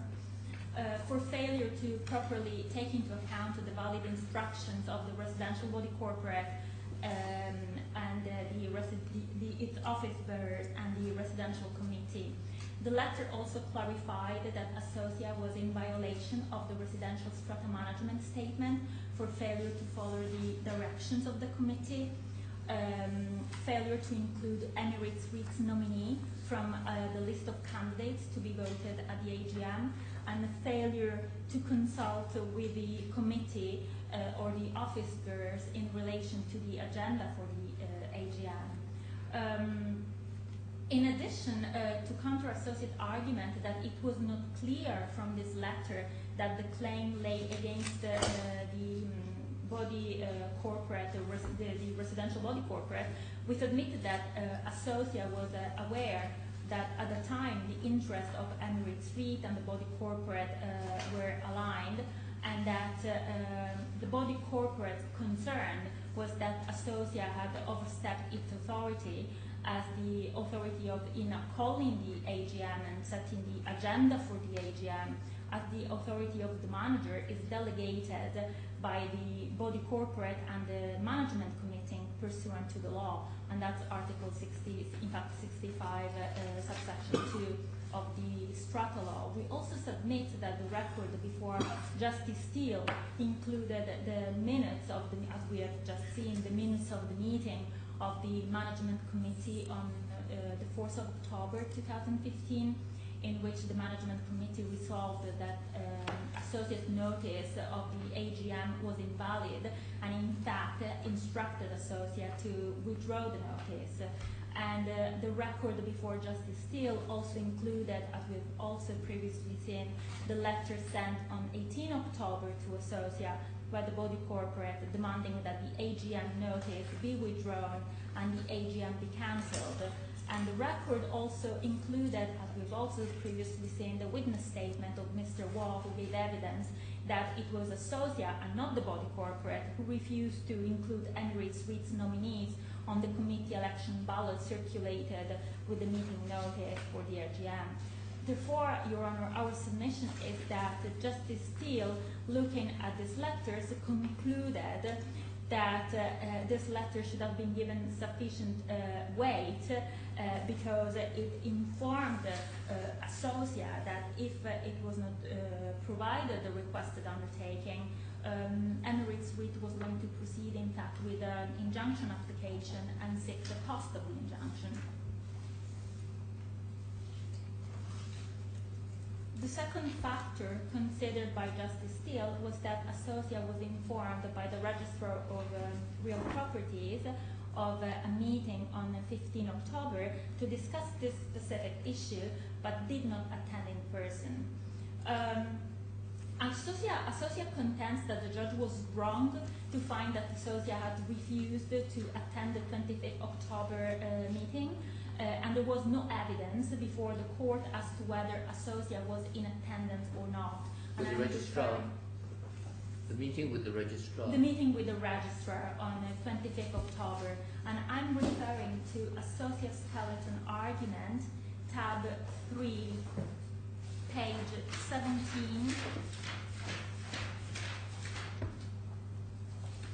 where Associa says, it's paragraph 39, the last paragraph. Page 3. It's tab 3 of the appeal bundle, page 17, paragraph 39. Towards the middle of the paragraph, it's the last paragraph. It is accepted that counsel states... Just hold on a minute. What is this page 17 submission? This is Associa Skeleton Argument. Associa Skeleton Argument. Associa Skeleton Argument. Yes. For this hearing, and Associa says on paragraph 39, it is accepted that counsel's statement is not evidence that Associa did attend or participate in the meeting. Which paragraph is that? It's paragraph 39. Yeah. It's the last paragraph on page 17. Well, you remember what I said to Mr. Gamble at the time. What are your instructions? Yes, Your Honor, and we agree. In fact, we have difficulties with this submission, if I may, because Associa, as Your Honor correctly pointed out, did not object to Emirates REIT's counsel's statement. No, just tell us the facts. Who attended? Did anyone attend from Associa? It's a very simple question. I don't know why both of you are beating around the bush. Yes, Your Honor, I understand that legal representative for Associa. I was not at the meeting, but I understand that legal representative for Associa attended that meeting, and Associa, the president of Associa, didn't attend the meeting. Well, that's and a criticism, so from which I understand that to be the fact that there was a legal representative, I presume in-house counsel. Is his name Mr. Morris? I believe it's... Would that be right, Mr. Gamble? So Mr. Morris, Mr. Morris is sitting behind me, sir. Yes. Mr. Morris is in my instructing solicitors. Okay, so he is an external counsel. External counsel. Right. Okay, so Mr. Morris attended, right? So your client thought he was the wrong person to be attending.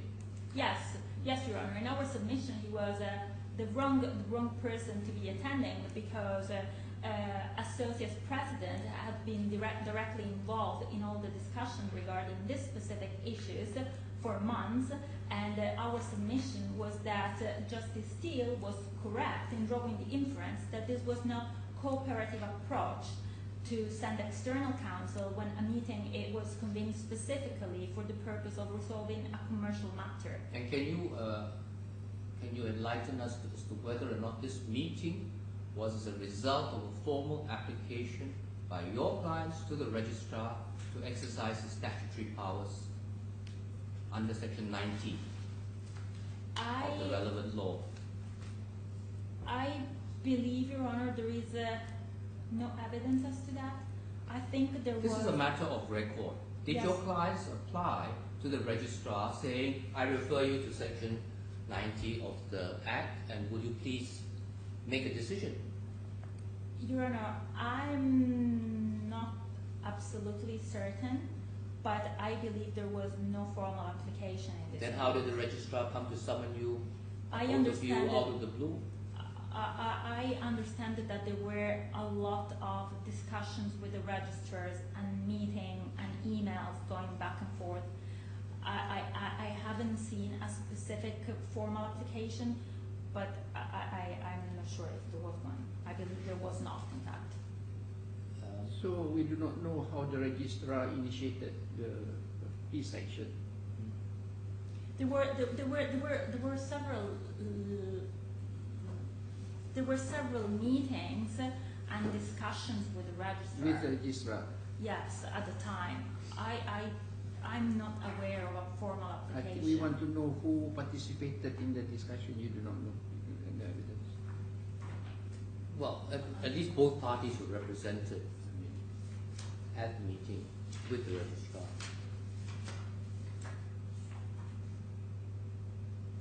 Whatever it is, the appellant is aware of the meeting, although you challenge the qualification of the person attending the meeting, but they were aware of the meeting and they were aware of the decisions of the registrar.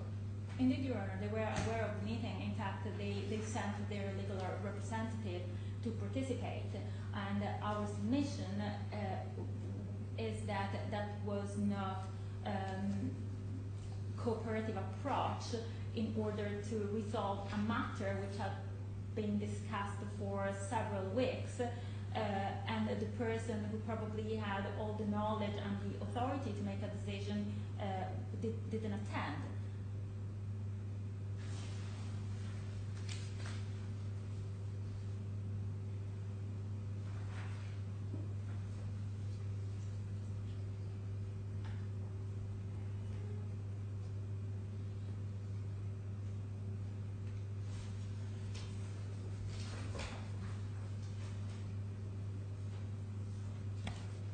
Please carry on. Yes, Your Honor.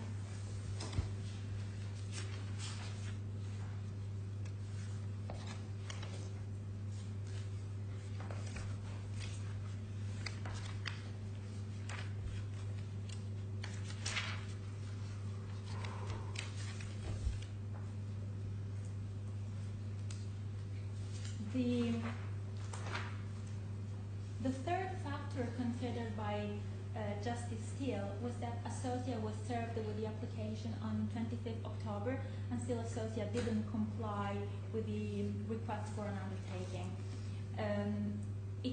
Associa now in this appeal disputes for the first time proper service and argues that the application was not duly served on the 25th of October as found by Justice Steele.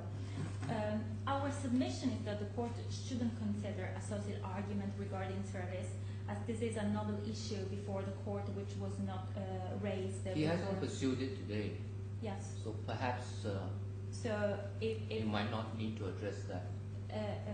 may I ask if this was abandoned? Well, no, sir. Mr. Gamble, are you still relying on that particular argument? Yes, sir, I am relying on the argument to the extent that it's in the skeletons. I just wish to make clear, and I think there's perhaps been more heat than light in this point, it is not an issue with respect to the fact that we did not get the documents. All we were saying was that the way the decision was characterised was that the way that His Honour referred to it to being duly served on the 25th of October. I think what is probably not in dispute is that you knew what their complaints were, Absolutely, sir. but on the other hand, you had a very short time to respond. Very short time to respond. I don't know that there is going to be disagreement about that. The rest of it, whether it was formally served or not, perhaps it's not so important, because if it had gone on, it would not have been an issue, because there might have been an application for shortening of the time for service and so on, but it didn't go on. But that's a factor. Even if it had been all properly served, it was 2 days before the hearing, and that's usually quite a short time for a respondent to respond to an emergency application. Yes, Your Honor. In that respect, we would note that Associate was put on notice on the 22nd of October by letter that if they were not given the undertaking, an application would be filed. And if I'm correct, the 22nd of October was a Thursday, and the application was in fact filed on the 25th, which was Sunday, and served on the same day of filing. Yes, but you give notice just before the weekend, and then you file the papers on the first working day. So really there's not a lot of time for response, particularly when there are a number of allegations made in your letter of complaint. Yes, Your Honor. Yes, Your Honor. In that respect, my submission would be that, as Your Honor has previously pointed out, Associate could have just asked for additional time to file a response to the application and give an undertaking to hold the AGM that afternoon.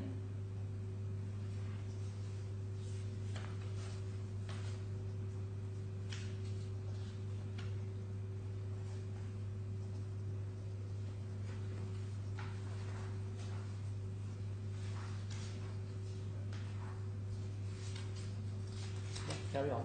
Yes, Your Honor.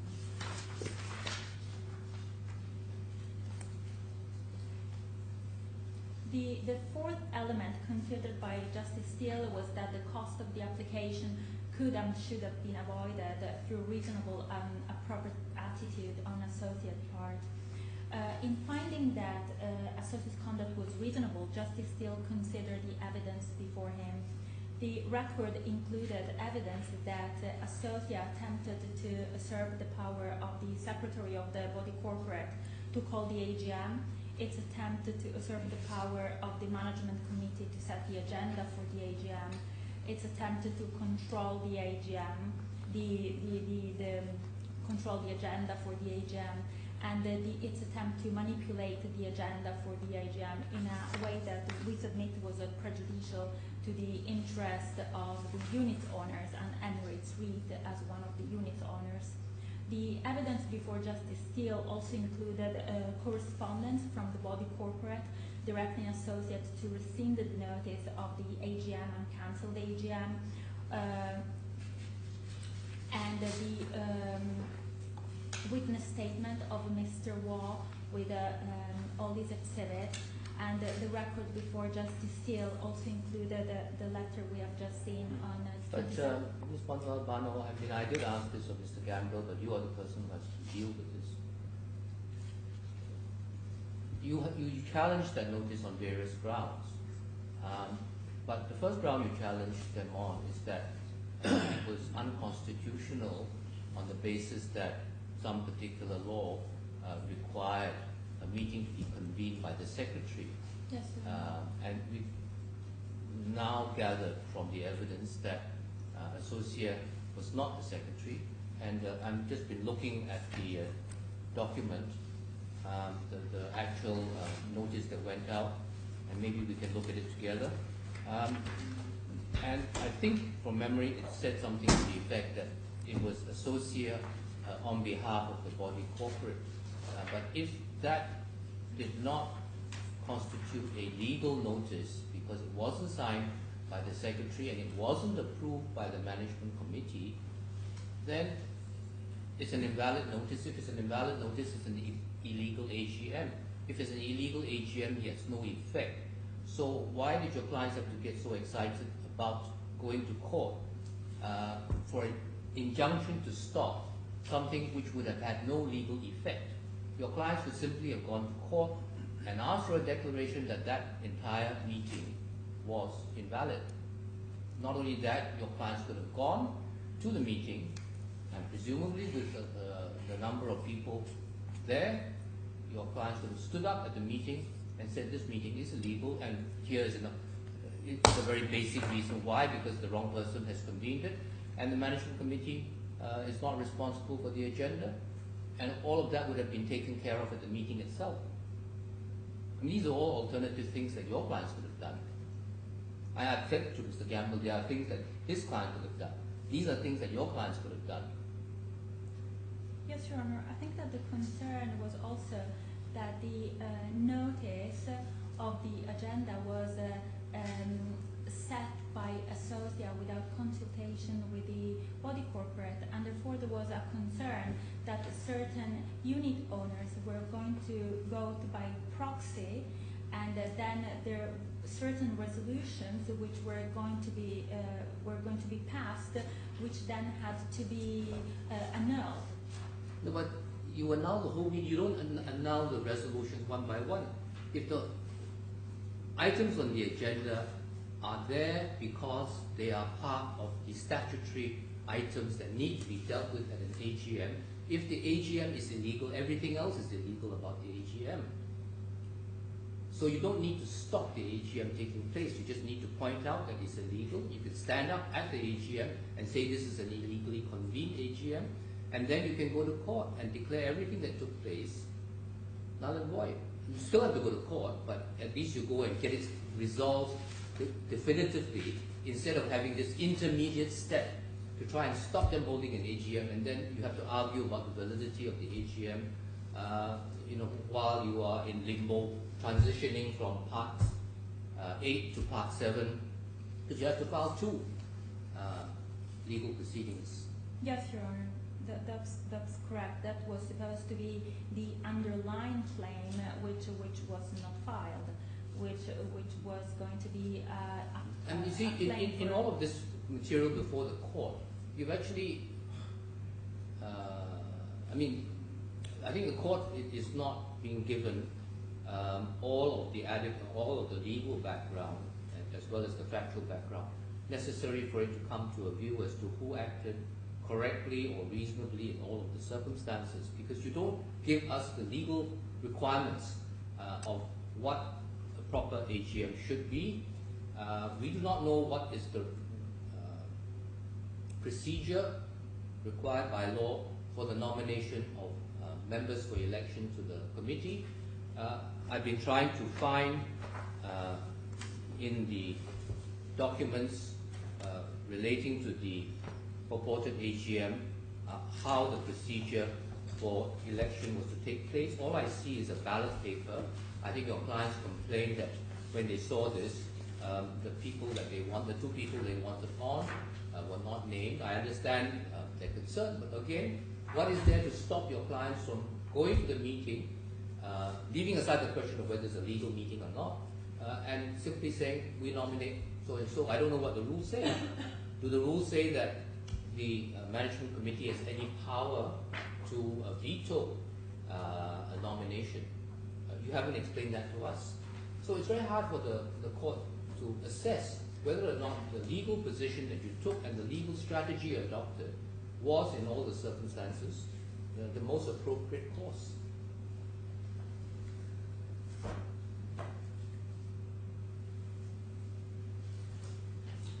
See, there are at least two things that your clients could have done as alternatives to what they actually did. One was to go to court immediately and ask for a declaration that that meeting would be, or was, by the time you heard it, null and void. And you seem to have a very strong case for that, which would then obviate this sort of rather long and complicated process of trying to get an interim injunction with a lot of issues of fact. And the alternative was simply to exercise self-help. If you said that the management committee had more or less agreed with your client's position, that there was an alignment between the management committee, 4 out of 5, as you say, and your client's position, that this convening of the AGM was not in accordance with their wishes, they could have just revoked it. They could have revoked their meeting themselves. They could have issued another notice saying that notice of AGM is invalid because it was by an unauthorized person. Yes, Your Honor, if I may, I believe that the concern was that there was no direct communication between the body corporate, the committee, and the unit owners, because Associa was the only one who had all the information and data to communicate directly with the unit owners. And Associa was preventing any communication coming directly from the body corporate or the management committee. So even if... There's nothing on the record that says your clients demanded from Associa all that information to enable the management committee to communicate directly, which sounds reasonable on the face of it. And if they had refused that request, in all likelihood that would have been grounds for termination. Have you terminated them? Yes, Your Honor. You have terminated them now? Yes. You could have terminated them earlier at the time all of this started. Yes, Your Honor. All these concerns...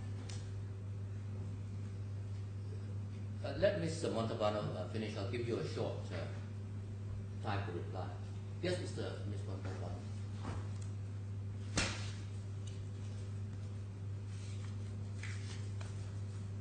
All these concerns are clarified in paragraph 25 and 26 of Mr. Walwood's statement at pages 283 and 284. Hold on a minute. Tab 8.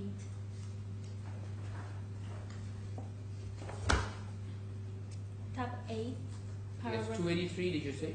283 to 84, tab 25 and 26. Yep, I've read this before, yeah.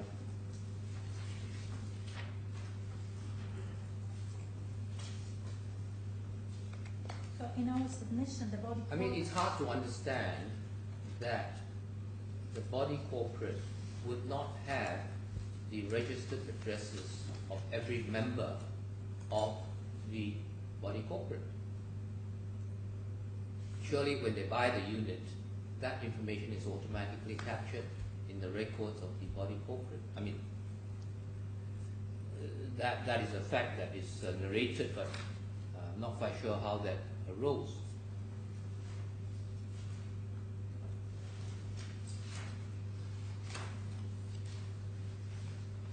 You see, I in fact have made a note in the margin on paragraph 26 where you say that where the second respondent is in conflict with the committee, second respondent's sole control of the communications with the unit holders will inevitably result in unit holder votes being cast in the absence of important information which the committee wishes to provide them with.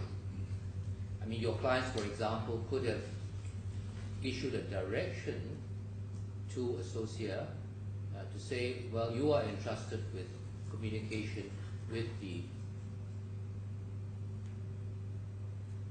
unit holders. I'm sorry, not your clients, but the management committee could have said that, and we direct you to send this notice rescinding your notice, your purported notice of AGM. So I don't see that happening. The body corporate has been strangely passive in this whole exercise. So, all of the factual dynamics of the situation are not before us, which again contributes to our difficulty in being able to understand what's reasonable, what's proportionate action to be taken by each side.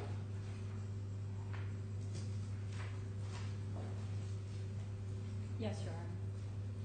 Please carry on.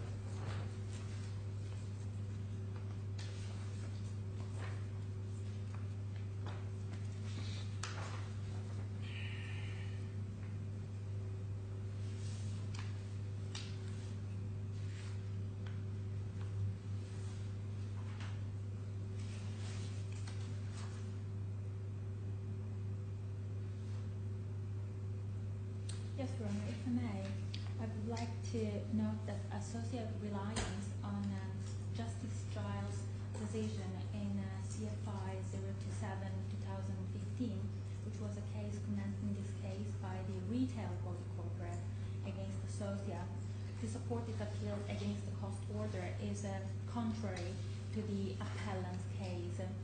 In that case, that case was You want to give us the citation? yes. Where do we find it? It's in the bundle of authorities, tab 9.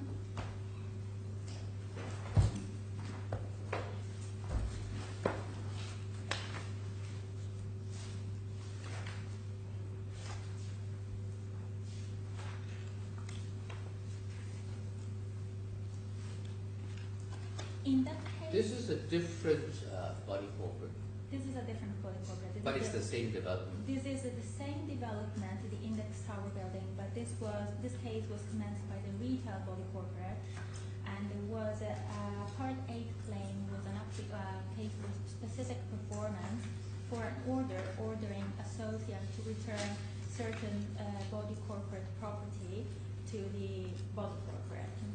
And in that case, Justice Giles found that Associa's conduct was not unreasonable and no order as to cost was justified, where the defendant complied with a document which was clearly an order made by the IFC Registrar of Real Property, which specifically ordered the defendant to take certain actions that had been requested by the claimant. And this is at paragraph 13 of this case, page 0051. The decision of Sorry, just give us the background of this. Was it a case that was terminated before trial? sorry, Your Honor? Was this a case which ended before trial? There was an evidentiary hearing. It was a trial. There was a hearing. Yes, Your Honor, sorry. There was a cost hearing in that case. Well, it couldn't have been an evidentiary hearing because it's an order. No, Your Honor, it was not an evidentiary hearing. I'm sorry, that was okay. my mistake. In that case, Associa had complied with the request of the body corporate.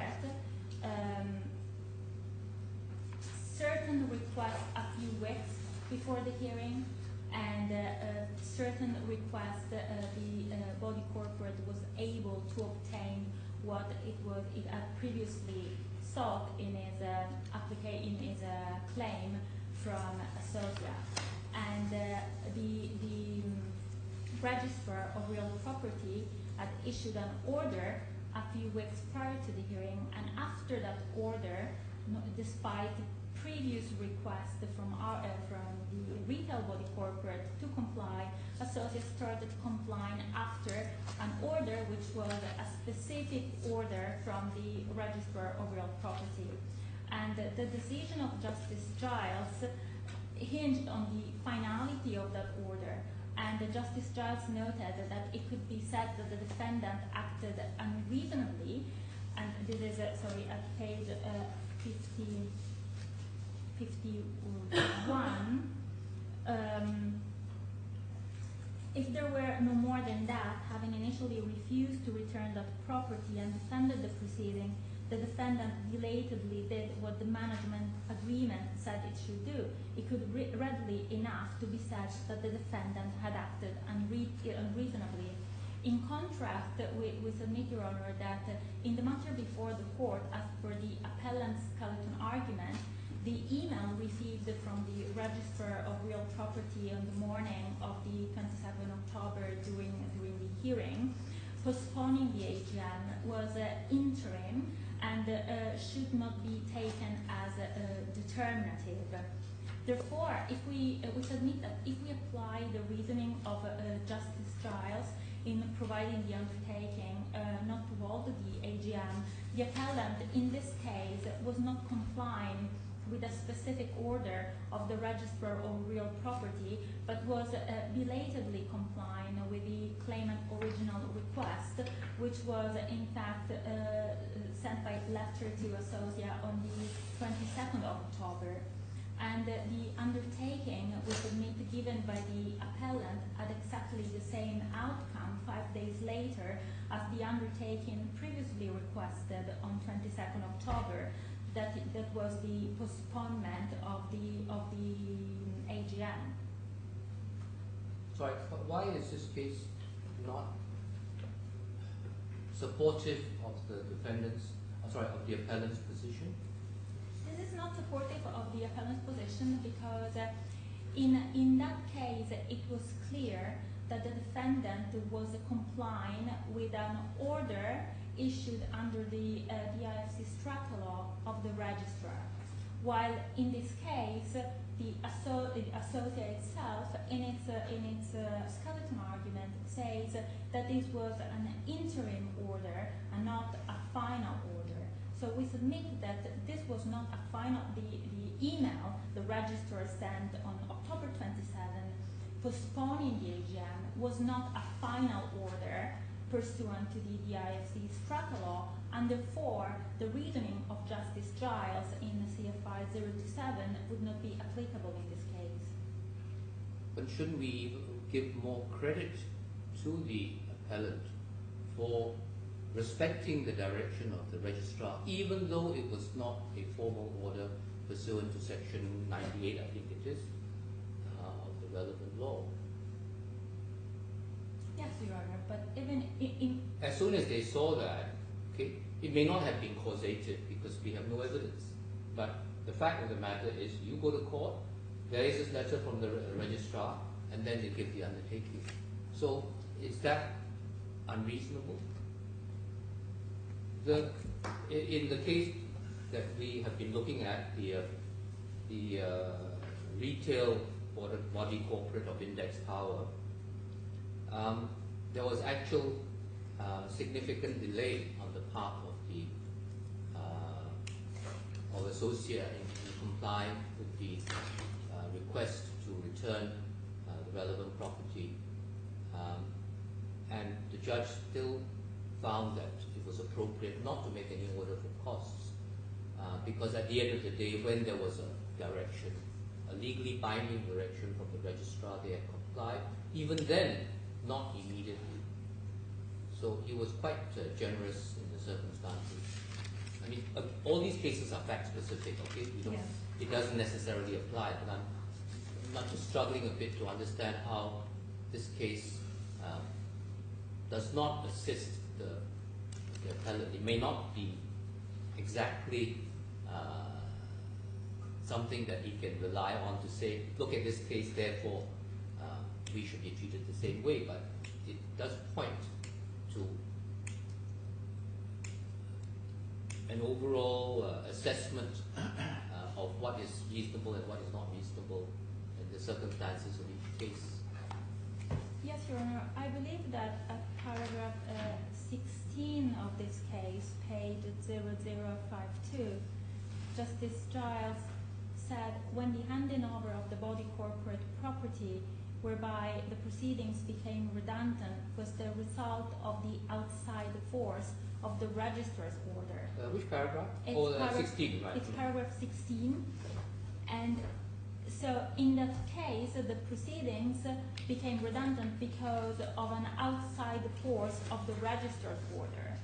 In this case, we submit that the registrar's email was not a final order, and Associa decided nonetheless to provide the undertaking, which was requested 5 days earlier. But at that point, all the costs had already been incurred.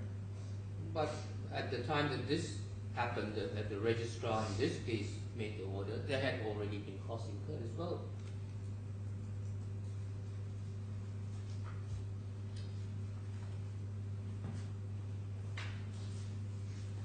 When was the case started in the retail body corporate case? It was started Well, 6th in of October. October 2015. Yeah, 6th of October Yes. 2015. And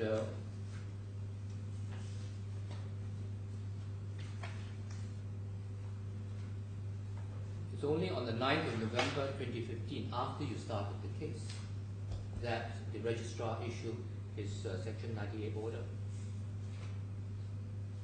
Right? If you look at paragraph 12. So costs have been incurred by the claimant. Sorry, Your Honor, I believe that the order was issued on the 4th of December of 2015. What happened on December? Paragraph 13 of the case. On 4th December 2015, the Right. registrar issued a document, clearly an order Yeah, made yeah. pursuant to strata law. But I'm saying that your claim was filed, or that body corporate's claim was filed on the 6th of October, and the defendant defended until the letter from the registrar came on the 4th of December 2015. So costs had been incurred by the claimant, and despite that, Justice Giles still thought that no costs should be ordered. Yes, Your Honor, but we submit. In fact, it was not clarified until the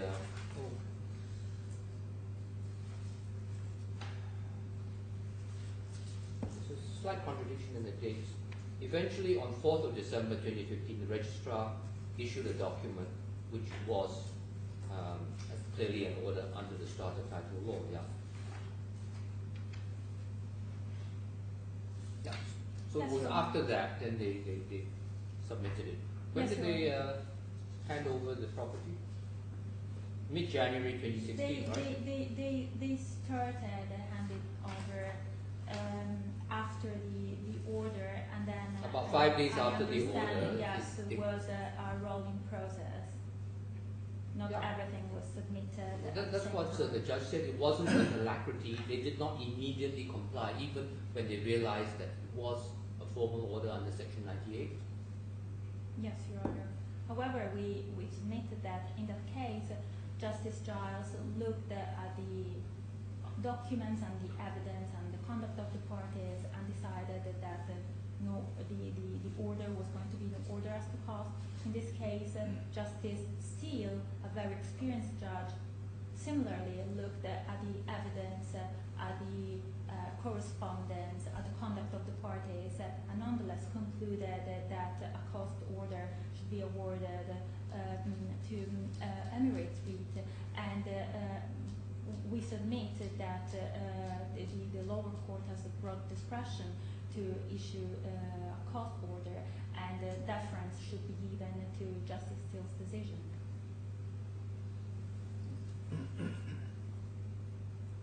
That's the end of my submission, Your Honor. Thank you. Mr. Gamble, you want to have a short reply? Thank you, sir. If I just might pick up on a couple of observations. I think Your Honour asked, was there a point in our memorandum to the court of 10 March in respect of the processable costs, whereby we indicated that we would file something else once we hit directions. Did I understand Your Honour's question correctly? I was just reading out loud the letters or memorandum that you had sent. I mean, my recollection now is that you said that you applied for a further hearing. You wanted the hearing restored so that you could introduce further evidence, and if that was accepted, then you proposed a sequence of exchanges. And then Justice Steele said, no, we're not going to have a hearing. And I don't know whether you had a backup to say, and if you don't grant me the right to introduce further evidence, I still want to make a further submission. Sir, perhaps not quite like that. We had not asked for a hearing. We were content. You said you agreed to a hearing subject to... Oh no, happy to have it dealt with on the... That's right, that's right, I correct myself. Yes, you're right. Yes, sir, but in paragraph 1 of our submission, we did say this memorandum is filed in response to the court's direction and seeks to address procedural matters. You'll recall the court's direction was about procedure for determination of costs, and while this memorandum discusses some cost issues, it does not represent the second defendant's complete submissions on costs, which will be made when directions for the determination of costs have been given. Sir, I'd like to think that we always made it clear that when we had directions as to what the process was going to be, we were going to give some submissions, which, as it turned out, we say we're going to... Well, except that you did expand, I mean, you did go into some general explanation of the way that you view circumstances, so that you gave substantive grounds for why costs should not be awarded. You also had a request to say that if there was going to be a live issue as to costs, you wanted to make a claim for costs. Yes, the other way. Yes, also, yes, sir. If we had to file evidence, if costs were to lie where they fall, at that point we weren't claiming costs, but if we had to go beyond that, yes, we would claim costs. anything else? Sir, just in relation, I think Your Honour did pick up on this point, just on the question as to whether the termination, the question as to whether the termination of associate as the manager of the body corporate. I think it's important to draw a distinction. Emirates REIT, of course, is not in a position to terminate associate as manager of the body corporate. It's the body corporate, and I think this is actually quite an important point. So many of the matters that appear to have been live really are matters for the as between the body corporate and associate. So you're saying they sued the wrong party? Yes, sir. Yes, sir. It's always been our contention that associate for Emirates REIT never set out a cause of action against Emirates REIT. And the claim form doesn't inform us any further than that.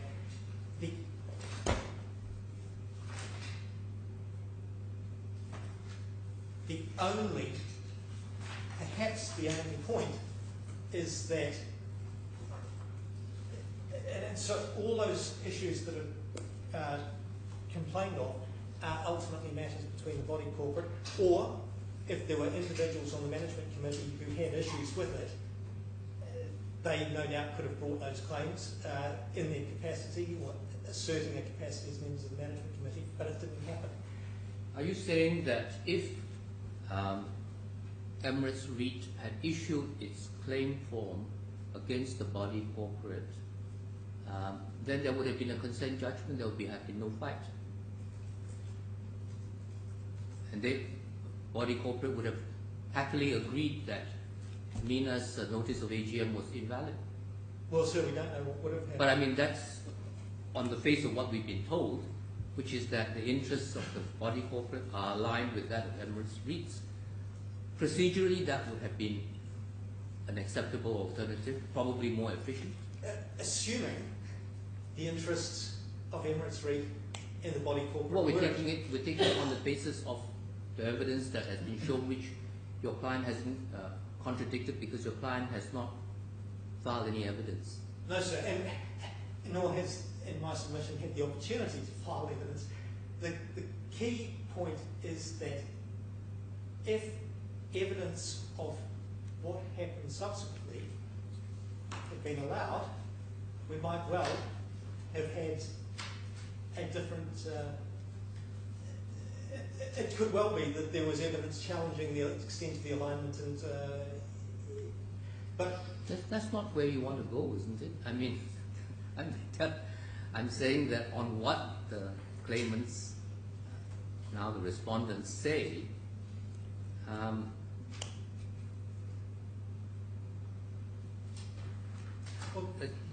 your clients were out on a limb by themselves. Nobody was supporting their position, according to them. And as you say, the parties who are directly involved, Emirates REITs, who are very large shareholders or unit holders in this condominium, are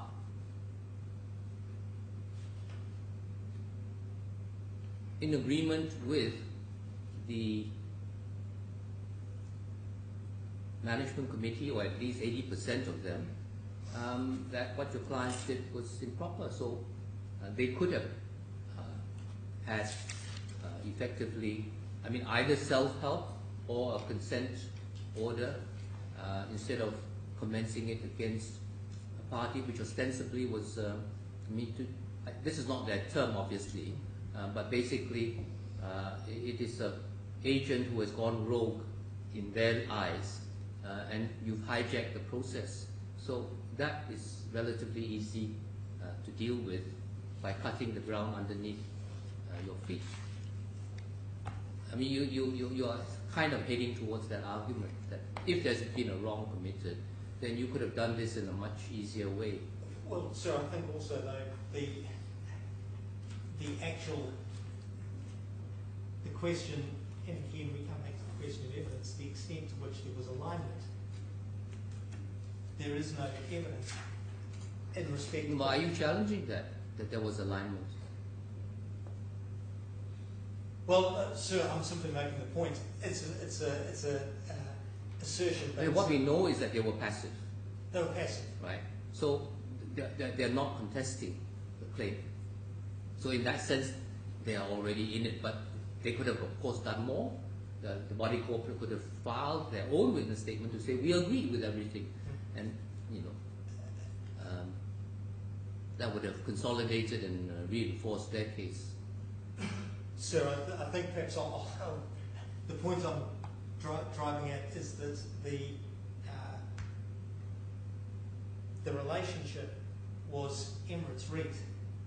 The claim. No, then we come back to you're suing the wrong party. Yes, sir. The only possible grounds for which I think there could be complaint might be in respect of the appointment or the nomination of members. Possibly, I don't necessarily concede that. I mean, we have no idea why your clients thought that they were in a position to deny the right to nominate, but then we haven't been taken through the rules. No, But what we see is that there is an affidavit or there is a witness statement that says there were two people who wanted to be nominated. Their names are not on the ballot paper. So on the face of it, there's something that needs to be explained. And there is perhaps some prima facie case that the papers for the AGM were not entirely in order. I mean, I put it no higher than that. But on the other hand, sir, there was no attempt to take steps to address that particular aspect of the complaints. It was only ever focused on restraining the AGM from occurring. And that's, and as your Honour's identified, there could have been self-help means, there could have been other steps taken. But there was no step taken to address that particular issue. I mean, for example, the parties could have got together and said, what are the issues on the AGM that you are not happy about? Elections, okay, we stand that down. Discussing whatever the issues are. No, we want to make some representations about that. Stand that down. But there are things that might need to be done at an AGM which perhaps might not be controversial. or if they were controversial, they're within the bounds of disagreement between fellow members of the body corporate. So again, all of these things could have been canvassed as to exactly, in other words, it was not an all or nothing decision. You stop the AGM and it stopped until now. And why that's so is not explained to us. So we have actually no idea, generally speaking, who's right and who's wrong in the larger scheme of things. If I may make the point, the evidence is that nothing has happened until now. Yes. And everybody's responsible for that. Well, except your clients, because they've been sacked. So they have no further responsibility for the failure to hold the AGM. When were they sacked? Well, sir, and there's no writ, there's no further writ coming out from your side. No, so this is the difficulty, that there have been, and I don't want to be in a position of giving evidence from the bar, but there have been many, many developments since the 27th of October. It's the difficulty, and if there were an opportunity to put evidence, then parties could put evidence, parties could reply, parties could actually explain what has happened. All of that actually would outweigh the actual costs involved. Exactly, sir, which is why my submission is that costs should lie where they fall, where they fell on at the conclusion of the hearing, as Honour said, there are no further orders, nothing more needed to be done with the courts at that point, and everything else could proceed through other mechanisms. And therefore, that's, as I said, that we would not want to get into a position where there are substantial arguments over what happened subsequently, and it's not satisfactory to be doing that from the bar, but I think that's why, in our submission, costs should have known where they fell on the 27th of October. I have nothing further to say, sir. Thank you. Can I ask? Oh, please do. Your grievance, your gravamen, is that you were not given a right of hearing by the judge when he made the order of costs against you. Yes, sir. But what is that your submission dated 10th of March? Isn't that your 10th of March is your submission. Isn't that your right of hearing given to you? No, sir. What is that? Sir, I think that... What do you consider that? I beg your pardon, sir. What do you consider your submission of the 10th of March? Well, sir, if I can just take Your Honour to have... No, you in their submission you requested to produce further evidence, but you were given a right of hearing. Your request was refused. Isn't that the effect of the judge's order? Sir, I think it has to be viewed in the context of the registry's email of 3rd of March, Yes. which said, in relation to costs, the proposed course of action is that the issue of costs be dealt with by written submissions and resolved on the papers by the judge. The second defendant is requested to provide their comments on this approach within 7 days. So we were responding to a specific request from the registrar, and hence we described it